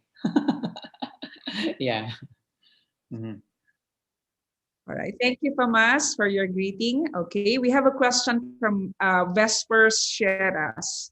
Mhm. May we please know what is the minimum qualification for one to be an assigned curator of the university museum. Okay. I mean, Minimum qualification. yeah, it depends, I think, on the structure of governance of the institution. In my case, in the case of UP, the Vargas Museum curator usually comes from the Department of Art Studies because it's the closest department to curatorial work. But of course, there is no, I mean, no rule for the university to just get the curator from art studies. So, for instance, one of my predecessors was Aurora Rojas Lim, who was at that time uh, teaching at the Asian Center, although she was a pioneer professor of the humanities in the department. So, in the university setting, the minimum requirement might be that the curator is a member of the faculty and that the level of awareness and preparation of the person has significant proximity to aspects of curatorial work. No? So meaning that he or she need not be a trained curator. I was not a trained curator, by the way. My curatorial work was an extension of my art historical practice. I was trained as an art historian within a humanities context. So maybe my sympathy for uh, varied objects, practices comes from my humanities background. So yeah, so that proximity to aspects of curatorial work, like maybe representation, the ability to represent through putting objects in space, putting materials in space, or the ability to annotate, meaning the ability to annotate the material textually, I mean in writing, and of course the capacity to engage with the public. So I think these are minimum, um, I might say, aptitudes, no? Minimum aptitudes, not really professional requirements, because that's quite hard to find. I mean, there's only one school. I mean, only one. I mean, the UP Department of Art Studies that has an MA in curatorial studies. It's difficult, yeah. Thank you, sir. I think the nature of the museum, whether that's ethnographic or whether that's a natural history museum, or for instance, an herbarium museum, or a historical museum, no, depending on the nature of the kind of museums that you have. I think that should be aligned on for instance, if it's a historian, Hmm. he knows the terrain, or if you have an anthropologist on board, like in the Yeah. case of the Museo Kordilyera, who knows the Cordillera and who knows the terrain of this culture groups present in the region, then he or she can be qualified as a curator for the museum. Then Yeah, add na, yeah, I think minimally it can, no? So yeah. that kind of academic awareness. But there is also a danger in if one would rely on academic knowledge, no? Because curatorial work requires another dimension, no? So sometimes academics who curate, I mean, the work, the exhibitions become like books, no? They become like books that are blown up in segments, and then that the sections become like chapters.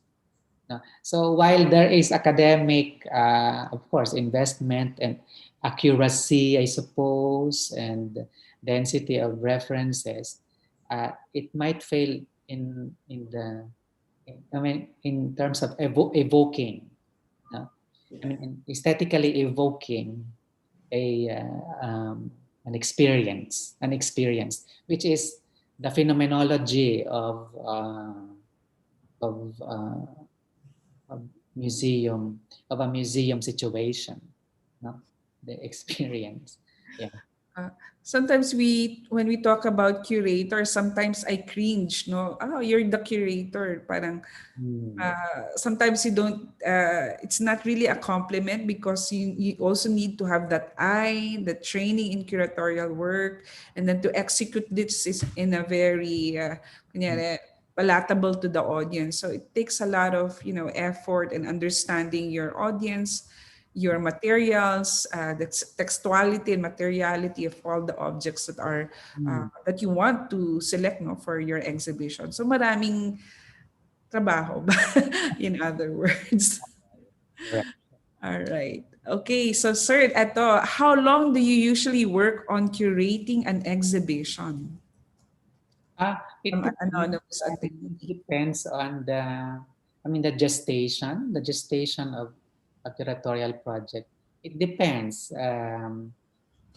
Could be a year if it's very large project. Could be 2 years if it's a biennale.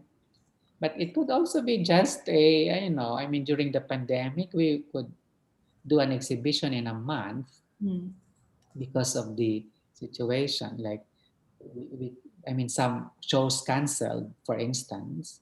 So we had to uh, bring in a content or material from the collection. So collection shows might be easier to do because the assumption is that you know your collection, no?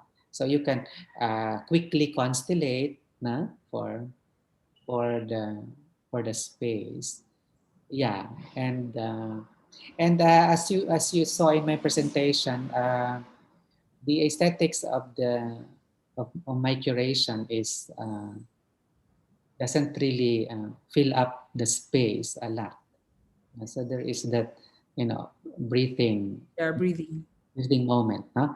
A pause or a delay of realization, because you have to delay realization, otherwise you end up with norms. So you should not be pressured to turn your museum into a sari-sari store na pupunuin ninyo. Hindi naman ganon. There should be rhythm, sufficient density, but not punong-puno. Because kung punong-puno, there are other spaces for that, like Green Hills or Divisoria. Yes, that's the problem with the many HEIs that we visited.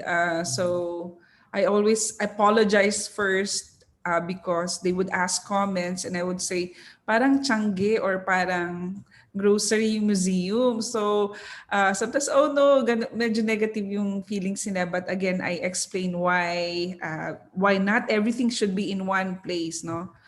There should be a space for the things that you need to display and the things that you need to keep in the storage for study collection, no, and all. So most of the HEIs that we visited are like um, a lot. No, there's a lot. Yeah, yeah, Mhm. in their space.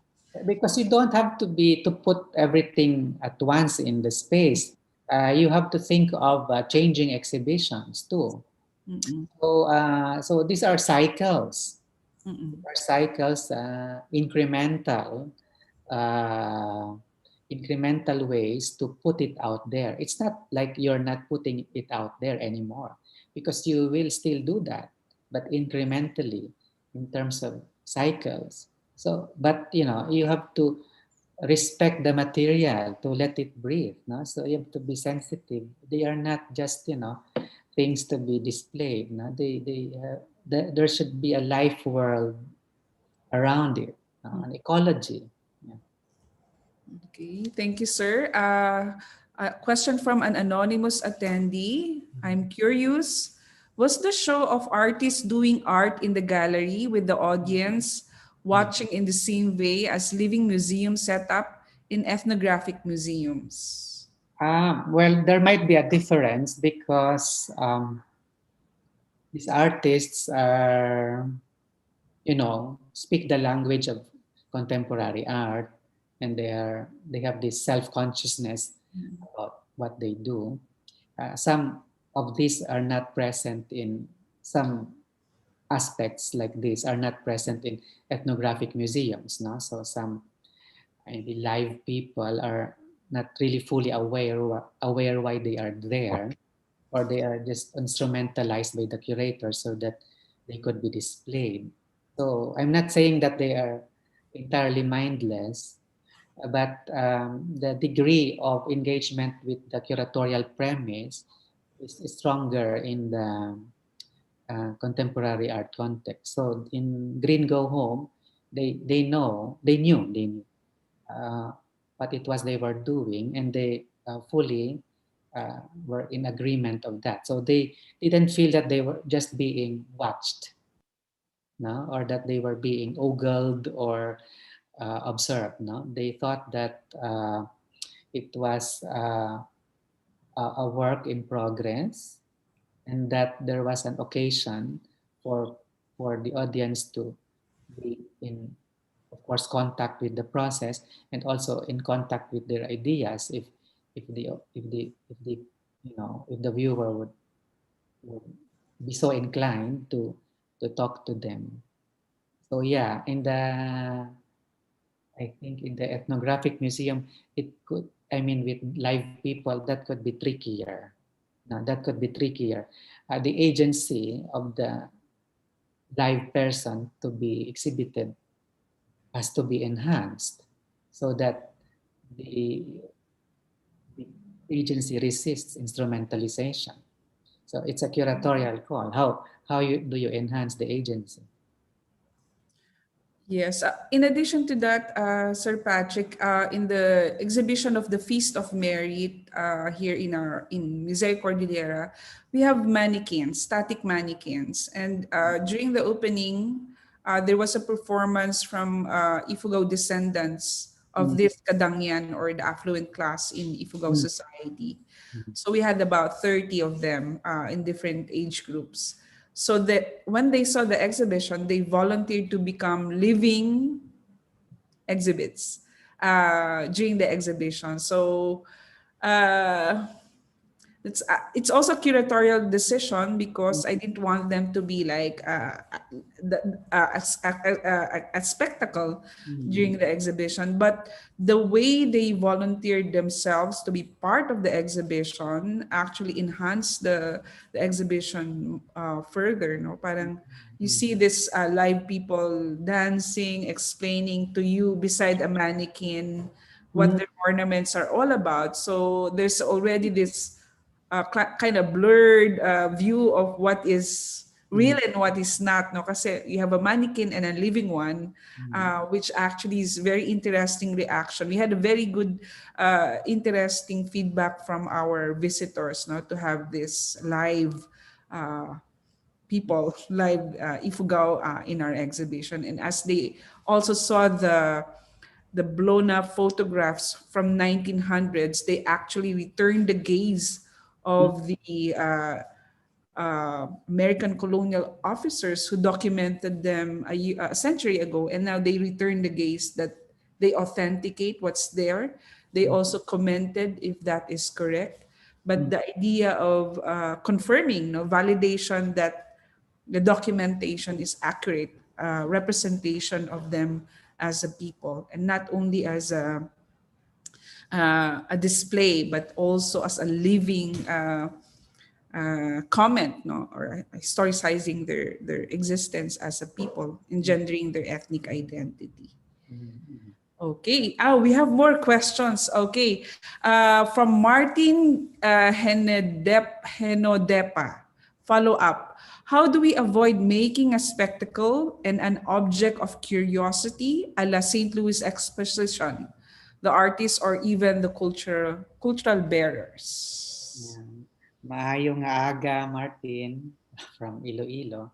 Uh, yeah, it's always the anxiety of the Museum of the Ethnographic of ethnogra- the yeah the curator of the ethnographic material, the relationship of the curator to source community, for instance, like how much do you also engage the source community in, you know, creating a particular situation of representation for their artifacts?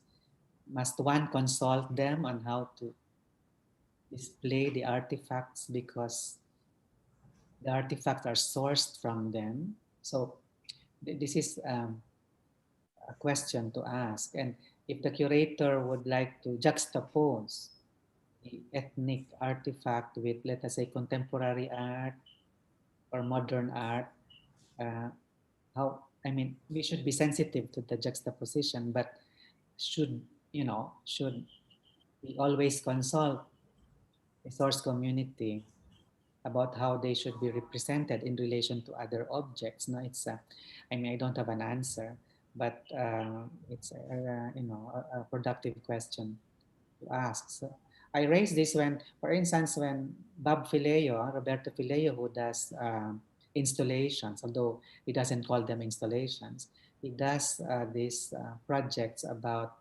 mythology through the, let us say, installative medium. We did one in National Museum when I was seconded by UP to National Museum in mid 2000. So he created this Bagobo, the myth of the afterlife of the Bagobo.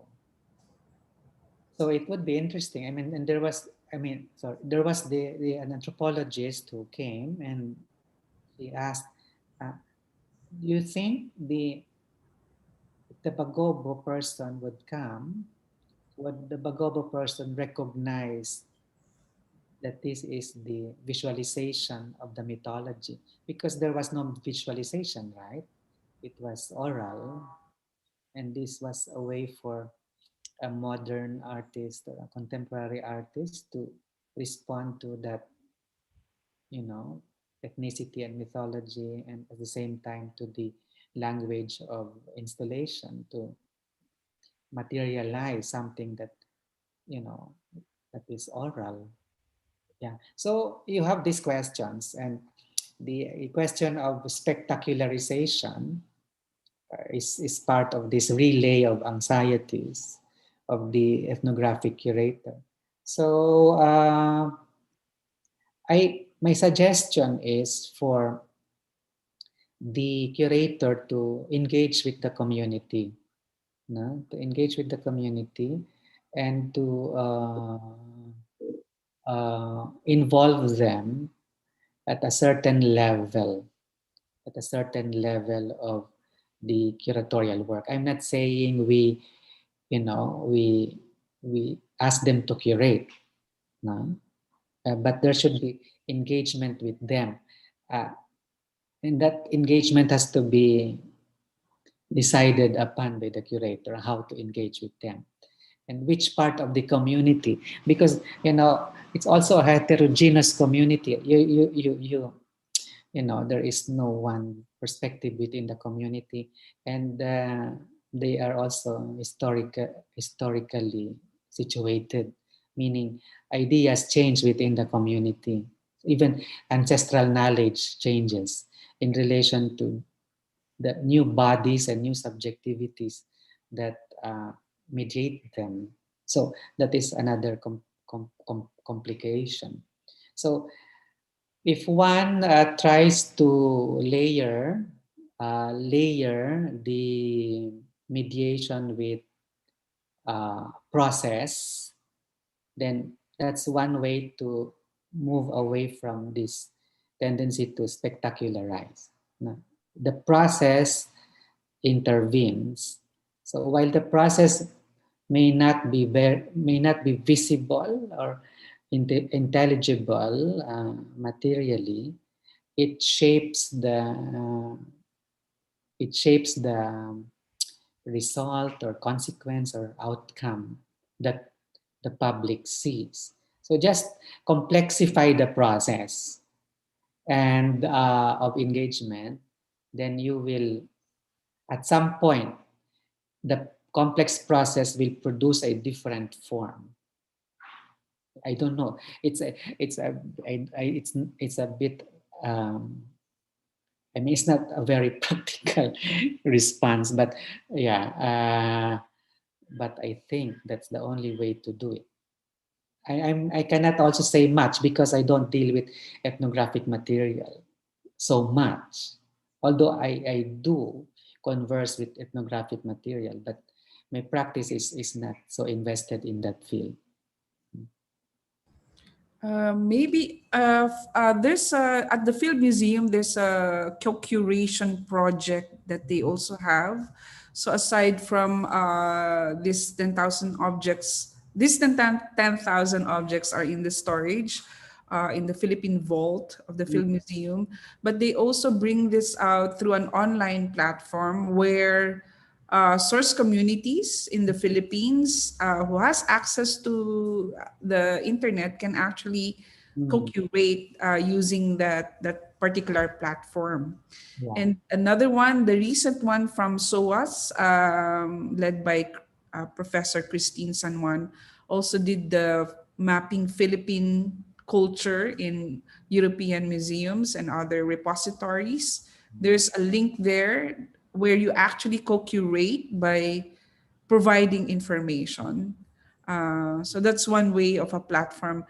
While in the Museo Kordilyera, we engage master cultural bearers of different aspects, so whether in basketry, in weaving, no? So we invite them to come and see our collections as well as part of the curation. Yeah, and but we also have to be ready for, failure when you do experiments. Curatorial work is not a self-fulfilling prophecy. It's a field and laboratory work. So some of your propositions may fail, but they can be productive failures, no? Because Yeah. they allow you to understand the situation better. For instance, I did a show in 2000 at the CCP called Crafting Economy. And I was interested in craft in relation to contemporary art. So I created certain modules or interfaces in which craft would be integrated into contemporary art and vice versa. So there was one part where the contemporary artist worked with a carver in Paete. So I invited the carver because I developed a working relationship with him, and even now I still talk to him. Yeah, he attended the opening, but he said he couldn't understand what was happening or why his work was seen this. Well, he thought he just said maganda, but cannot understand or cannot explain. Sabi niya, maganda naman, yung work niya, syempre, he was proud, but, the level of engagement intellectually was not, for me, not so sufficient. So maybe there was a failure on my part to fully, initiate him into what was happening or why his works were there. Yeah. So that would need time now and prolonged exposure, just like thick description in anthropology, a prolonged exposure to the subject or the material, and we don't have that luxury every time. Yes, exactly. We also had a productive failure in curating our exhibition. The first show on traditional tattoos in the Cordillera. So we had these mannequins in the likeness of the Igorots or the Ibaloy communities. We had tattoos on them. So we invited elders to come and see the exhibition before uh, opening day. So the elders came and they wanted to erase all the tattoos on the mannequins. Imagine a few days before. But so again, that was a difficult curatorial decision because we said that you had tattoos, and they said no, that's for criminals. So we had a negotiation on board. that we provided all the research that was conducted in that particular ethnic group, and we proved to the elders that this traditional tattoos is part of this very rich heritage of their ethnic group, no? And they were just surprised to know that they had tattoos as early as uh, 1800s, not pre-colonial. So they were surprised to see that, and I said that once you have tattoos, you are coming from this affluent group, uh, very rich, no, in terms of the narratives that are found in the tattoos, and from there we were able to persuade that, of course, we cannot do the erasures, no, for the tattoos, and they accepted that, and they were retelling that to the younger generation of Ibalos that they had once tattoos. Um, Yeah. we also cited the case of the mummies in Kabayan. They were tattooed mummies. So those were our evidences. So I think the main point is really to conduct extensive research of a particular object, of a particular practice, because that's the strongest weapon when you are confronted with this Yeah. quotation figures or critique or questions from the audience. Yun The po yung other attitude that should be instilled in curators is patience, no? That one has to be patient with um, challenges like this, and one should be open to negotiating. yes. Uh, and one can only, I think, do that if you have invested in social capital with these communities, that they respect you, they acknowledge your um, that your heart is in the right place. No, I mean, that should be a good place Yes. to begin, but there might be some challenges uh, in terms of perspective, but because there is respect, it's mediated by social capital, then you can talk, you can discuss, Mm. and then you can find common ground. But to do this, you have to be patient. Yeah. So it's already 12:04. Usually we extend for 15 minutes to accommodate a lot of these interesting questions from our participants. Okay lang po. Okay All right, lang. from an anonymous attendee, this is a follow-up earlier. So curating perhaps is not so much of being trained to be one, sir.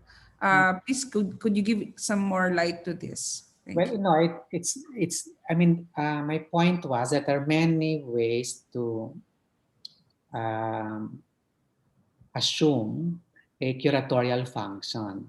I mean, maybe it's better to displace this idea of like this institutional personality of the curator, displace that to curatorial functions, because there are people who are not professionally assigned the title curator but take on curatorial functions.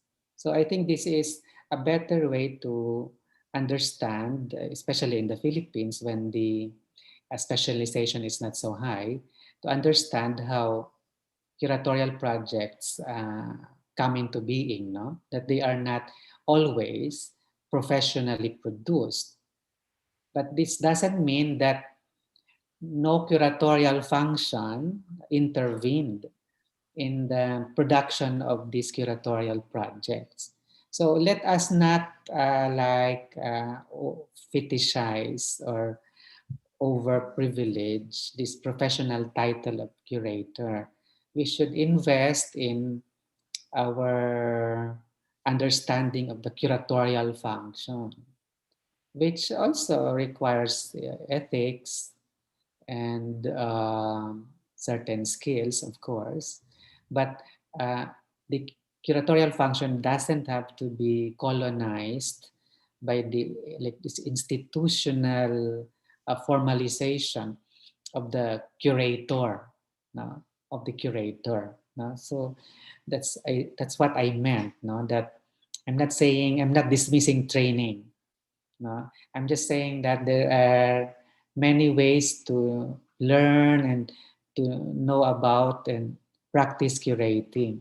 Not and it's not only confined to this professional training in schools. No, I mean, if you look at, for instance, the history of curating contemporary art in the Philippines, it started with artist curators, artists who extended their practice to curate. No, so they were also not trained curators, but since they were artists who engaged in, let us say, installation, so there was this entry point into exhibition making, right?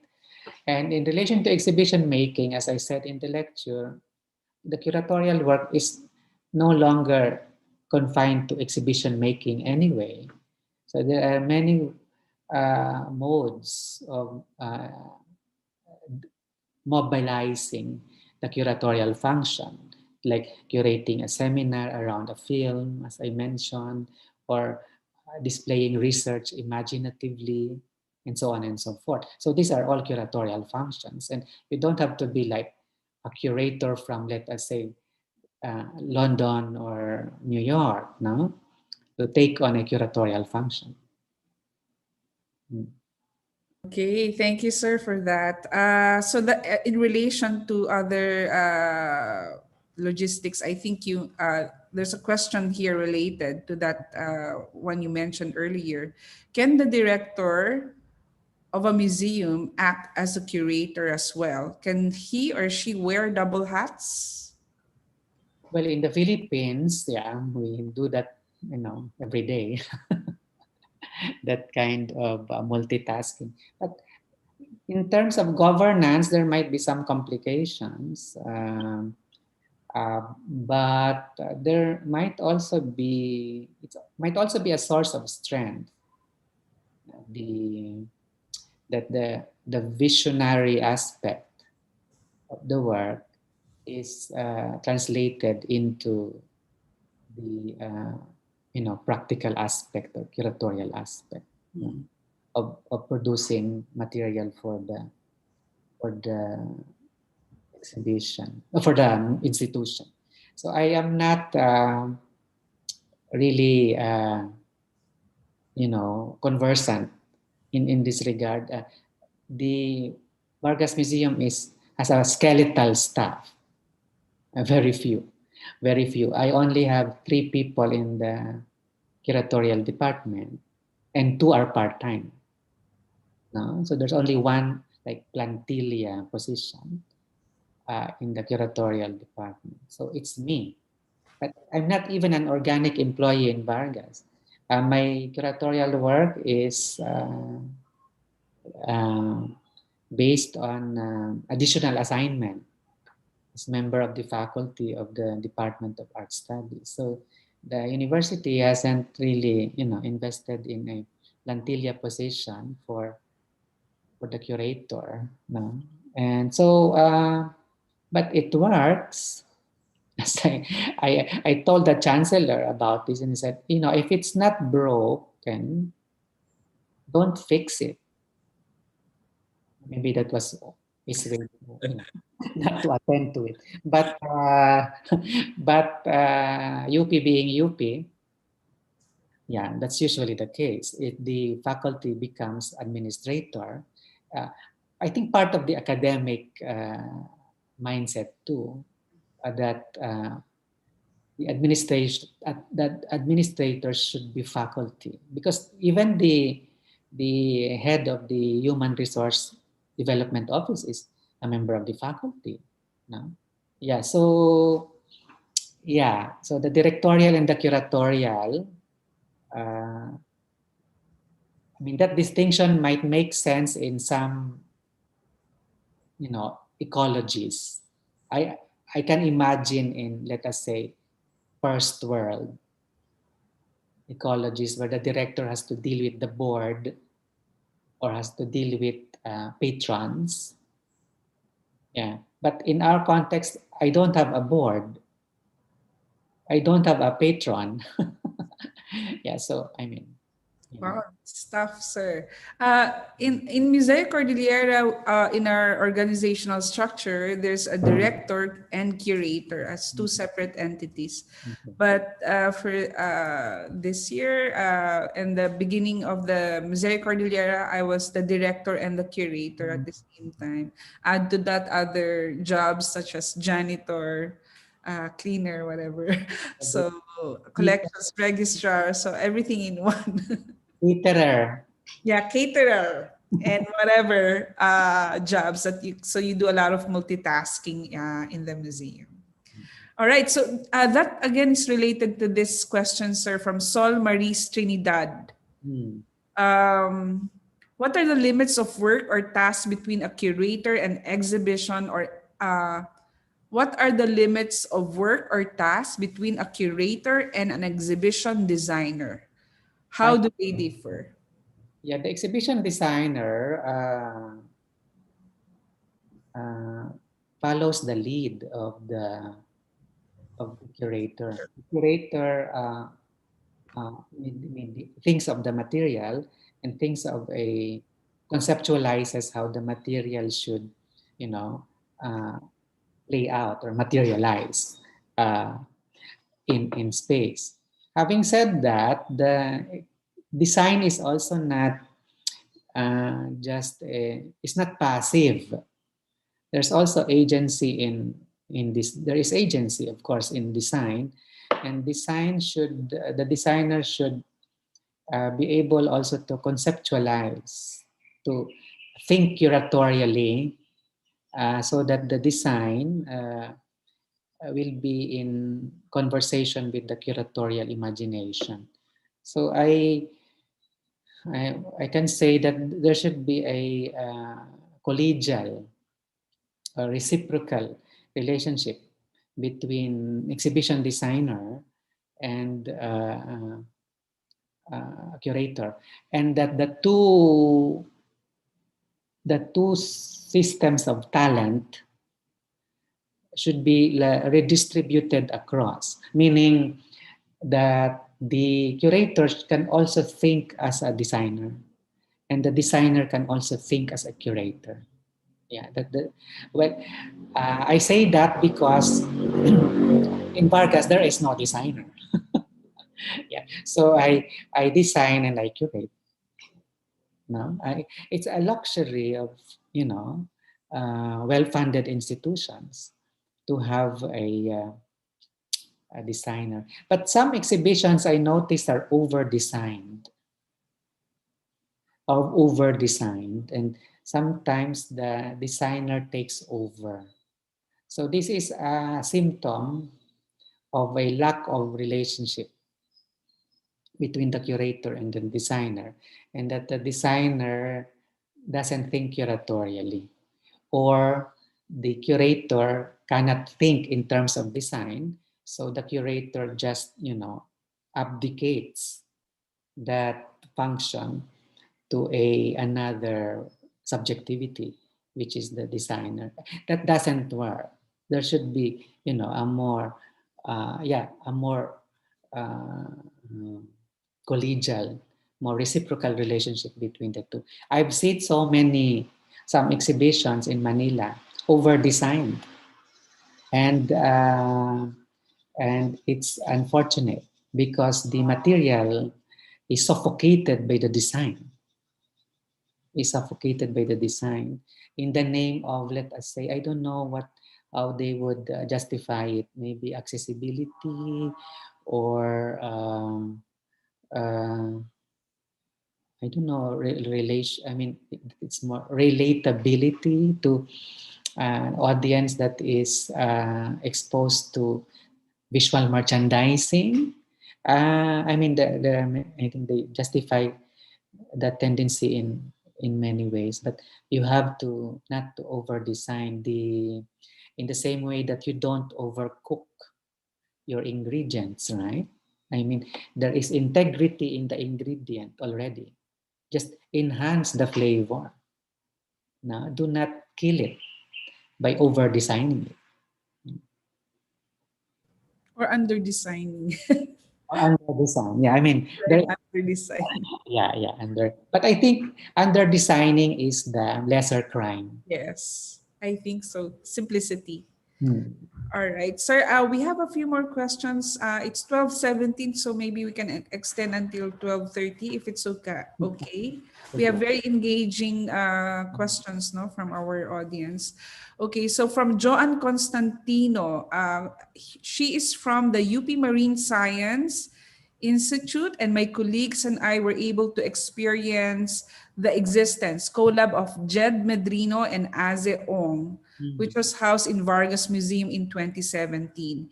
It was really our favorite. No, the works of the late Carlos Balino Jr. were also very empowering, especially for women. So the question is, I just would like to ask for the usual practice in Vargas in curating. Do you have a lineup of artists you wish to tap, or and how do you usually schedule which artists or exhibitions you will prioritize, given that you are already an established museum? From Yeah, Joe. good question. The problem with the UP system is that they don't fund programs.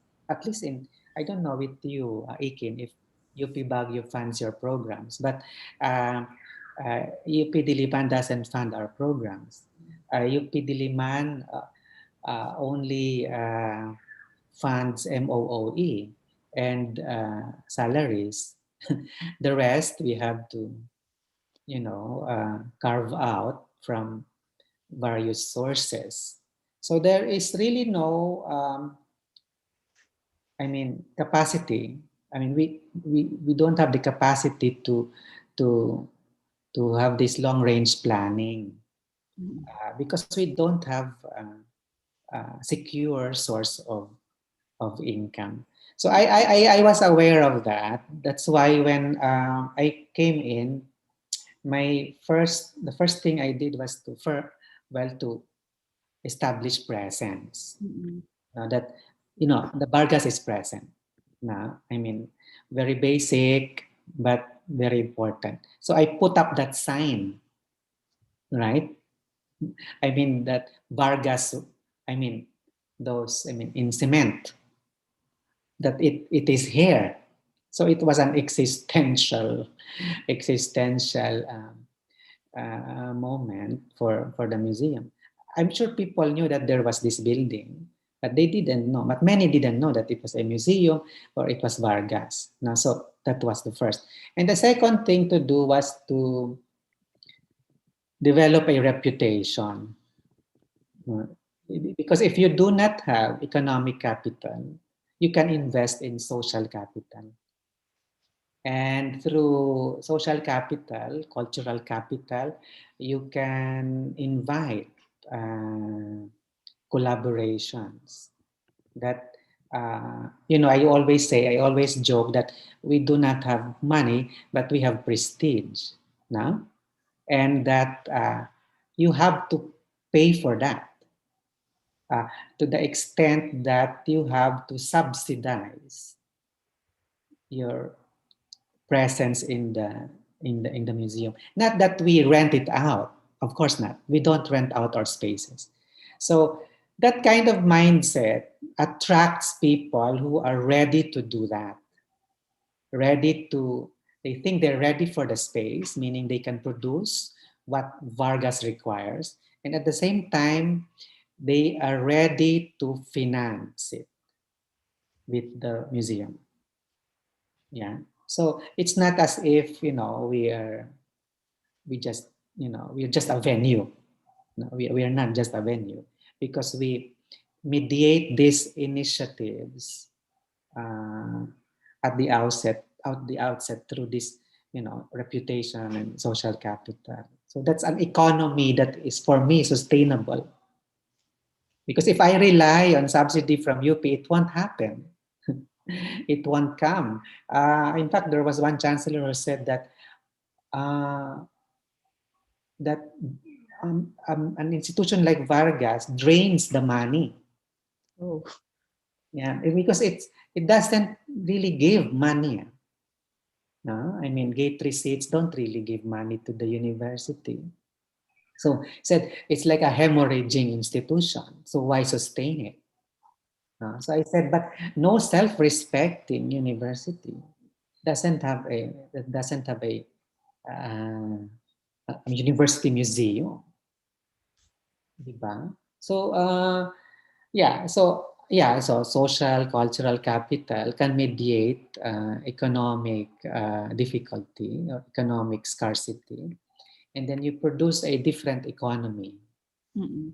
to sustain your vision. So we don't compromise on our ethics and our standards of quality, but we engage in certain complicities that first world institutions might frown upon, and I understand that they why work with galleries, for instance. Yeah, why allow artists to finance their but if we follow their rules, then ethically we produce nothing. So Wow, it's sir, a that more ethically problematic situation. You produce nothing, or you just follow the rules set by them, set by them. yeah, that's a They very don't even know you. They don't even know you. They won't visit you. They won't cite your work. They won't reference your work in their practice, but you follow them. mm, Mm. very difficult, na sir. In the case of Museo Kordilyera, we apply for, aside from the MOOE, we apply for the Academic Improvement Fund, the API, Mm. to fund our exhibitions. Of course, we always justify that exhibitions are complementary to pedagogy, extension work in the communities. Mm. So for the previous years, we have been very lucky because we have a very generous support from our chancellor and the university, also from UP Diliman. So, and then of course, aside from that, we also tap other sources. Yeah. We discussed that previously in the last webinars. Museum Foundation, ito yung mga granting institutions, NCCA and Guthi Institute, all that we can think of, and then we submit proposals to help us fund our exhibitions. Even our publications have been Yeah. generously supported by different Yeah, agencies. for instance, we've worked with the Japan Foundation to have this, to organize this a curatorial development workshop, which has been going on for 10 years. So this is a success, I think, in terms of collaboration. The other problem with money coming into UP from outside is that it's so slow to come to you. If it comes to you, it doesn't come to you in time. So because of the procurement laws and the auditing rules of the government, so they assume that you can, give money first. I mean, because it's usually based on reimbursement, right? I can relate. Who will give Yeah. who will bridge your capital gap? Yes. So the curator, oh, wala din eh. So yun Mm. ang problema. So if you wait for UP, because it won't come in time, on time. Yeah. Uh, so for the HEIs, the participants now in this webinar, funding is usually the problem. No? Parang it's least of the priorities for some universities, but I think it's high time to justify that museums are important in the university. Yeah. Kaya if it's important, if you are able to show that the museums are important, then they should support you. You talk to your university chancellors, presidents, no, kasi sila yung gatekeepers, no, and they can assist you with how you can craft your proposals and submit that to possible. Or if a foundation is possible, the museum can have a foundation so that the money goes into the foundation. Yes, yes. That I mean can be explored, but I know that foundations are now difficult to organize because of the corruption. No? So that's also a problem, but that's a possibility in UP. I mean, many departments, academic departments, have their foundations so that they can initiate their own projects independent of UP. So Yeah. like Department of Art Studies as an art studies foundation. So, Mm-mm. because if you rely on UP, Yeah, wala. ano lang sila they thought that just putting up the museum and paying for the salary, pwede na yon. Kasi there is a main collection naman. So, yung money for programs. And Mm-mm. I can understand also because in terms of accounting rules, in the, may proseso kasi yung pag-fund ng programs eh. No, hindi kasi siya yung Yes. direkta sa Meralco, direkta sa tao ng salary. May mga suppliers, di ba? Correct. Yung suppliers, govern na yun by bidding. Oh, tama. The Yes, sir. bureaucracy kicks in and if you can bypass the bureaucracy, better. Yeah. Yeah, so there are procurement laws, merong mga ibang kailangang daanan. So it takes time, no? Tapos na yung exhibit, wala pa rin yung mga kailangan mo. So kailangan Girl Scout ka then be resourceful in doing, if you want to set up a good exhibition. Okay, so last question, we'll take in the last question from Alex De Los Santos. Can we get assistance by getting museographers to help us as consultant when we eventually design our museum? Aside from Sir Patrick, where else can we find professionals like you? Yeah, well, there are some in in Manila. You can talk to them or collaborate with them, or we assemble a few of them. I mean, you don't really have to just focus on one. The best thing to do is have a workshop with some of them, experts or counter experts. I don't know, and then from there you develop your own design. You just benefit from the workshop. I mean, you don't have to subcontract the design to an expert who won't be invested in the space anyway because there is no relationship. No, you have to do it on your own, but you benefit from their input through a workshop. And a workshop, because it involves many voices, uh, will be productive for you. You can see perspectives now, because if you rely on one expert, then that expert will impose a particular taste, and that expert is coming from another context anyway. So I don't see that as very productive. And after the rollout, the expert leaves now and doesn't.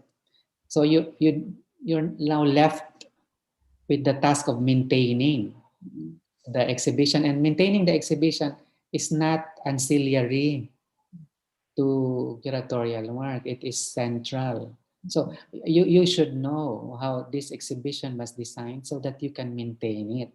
So all the better that you should be part of the design. That is an organic thing, no? Not uh, subcontracted or franchised. Yes. Yes, we did exact method in Museo Kordilyera where we actually tap the expertise of some museum people. Some of them are in our webinars now. No? So we tapped them and they helped us in a year to implement the ideas. So there's a lot of brainstorming. They come every week to talk to our team also. So we collaborated well with that. No?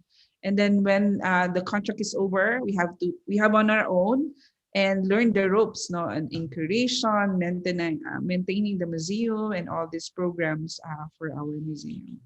So that's the way to go. Mhm. All right.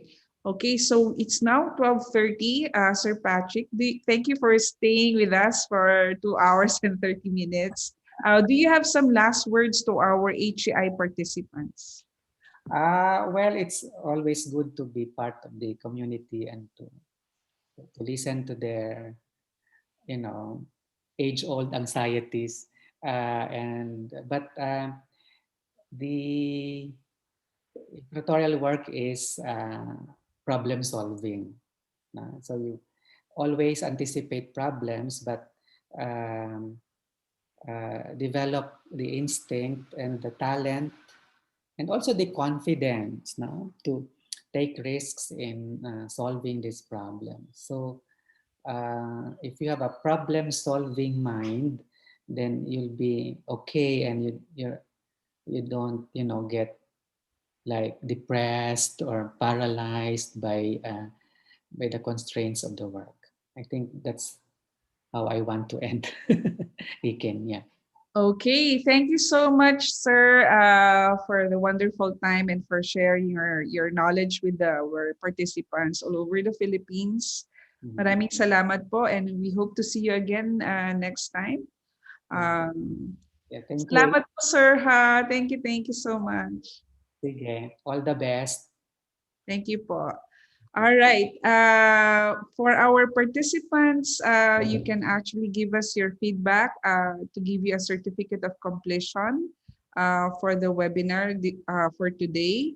And tomorrow, we will have two back-to-back lectures from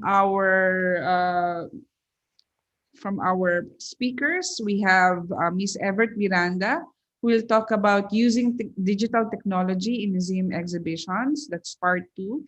And we also have Miss Charisse Aquino Tugade, who will talk about exhibition development using digital media. This is the case study of the Muntinlupa Museum. Okay. Thank you, Sir Patrick. Thank you for our participants, and we'll see you all tomorrow. Thank you and have a good day.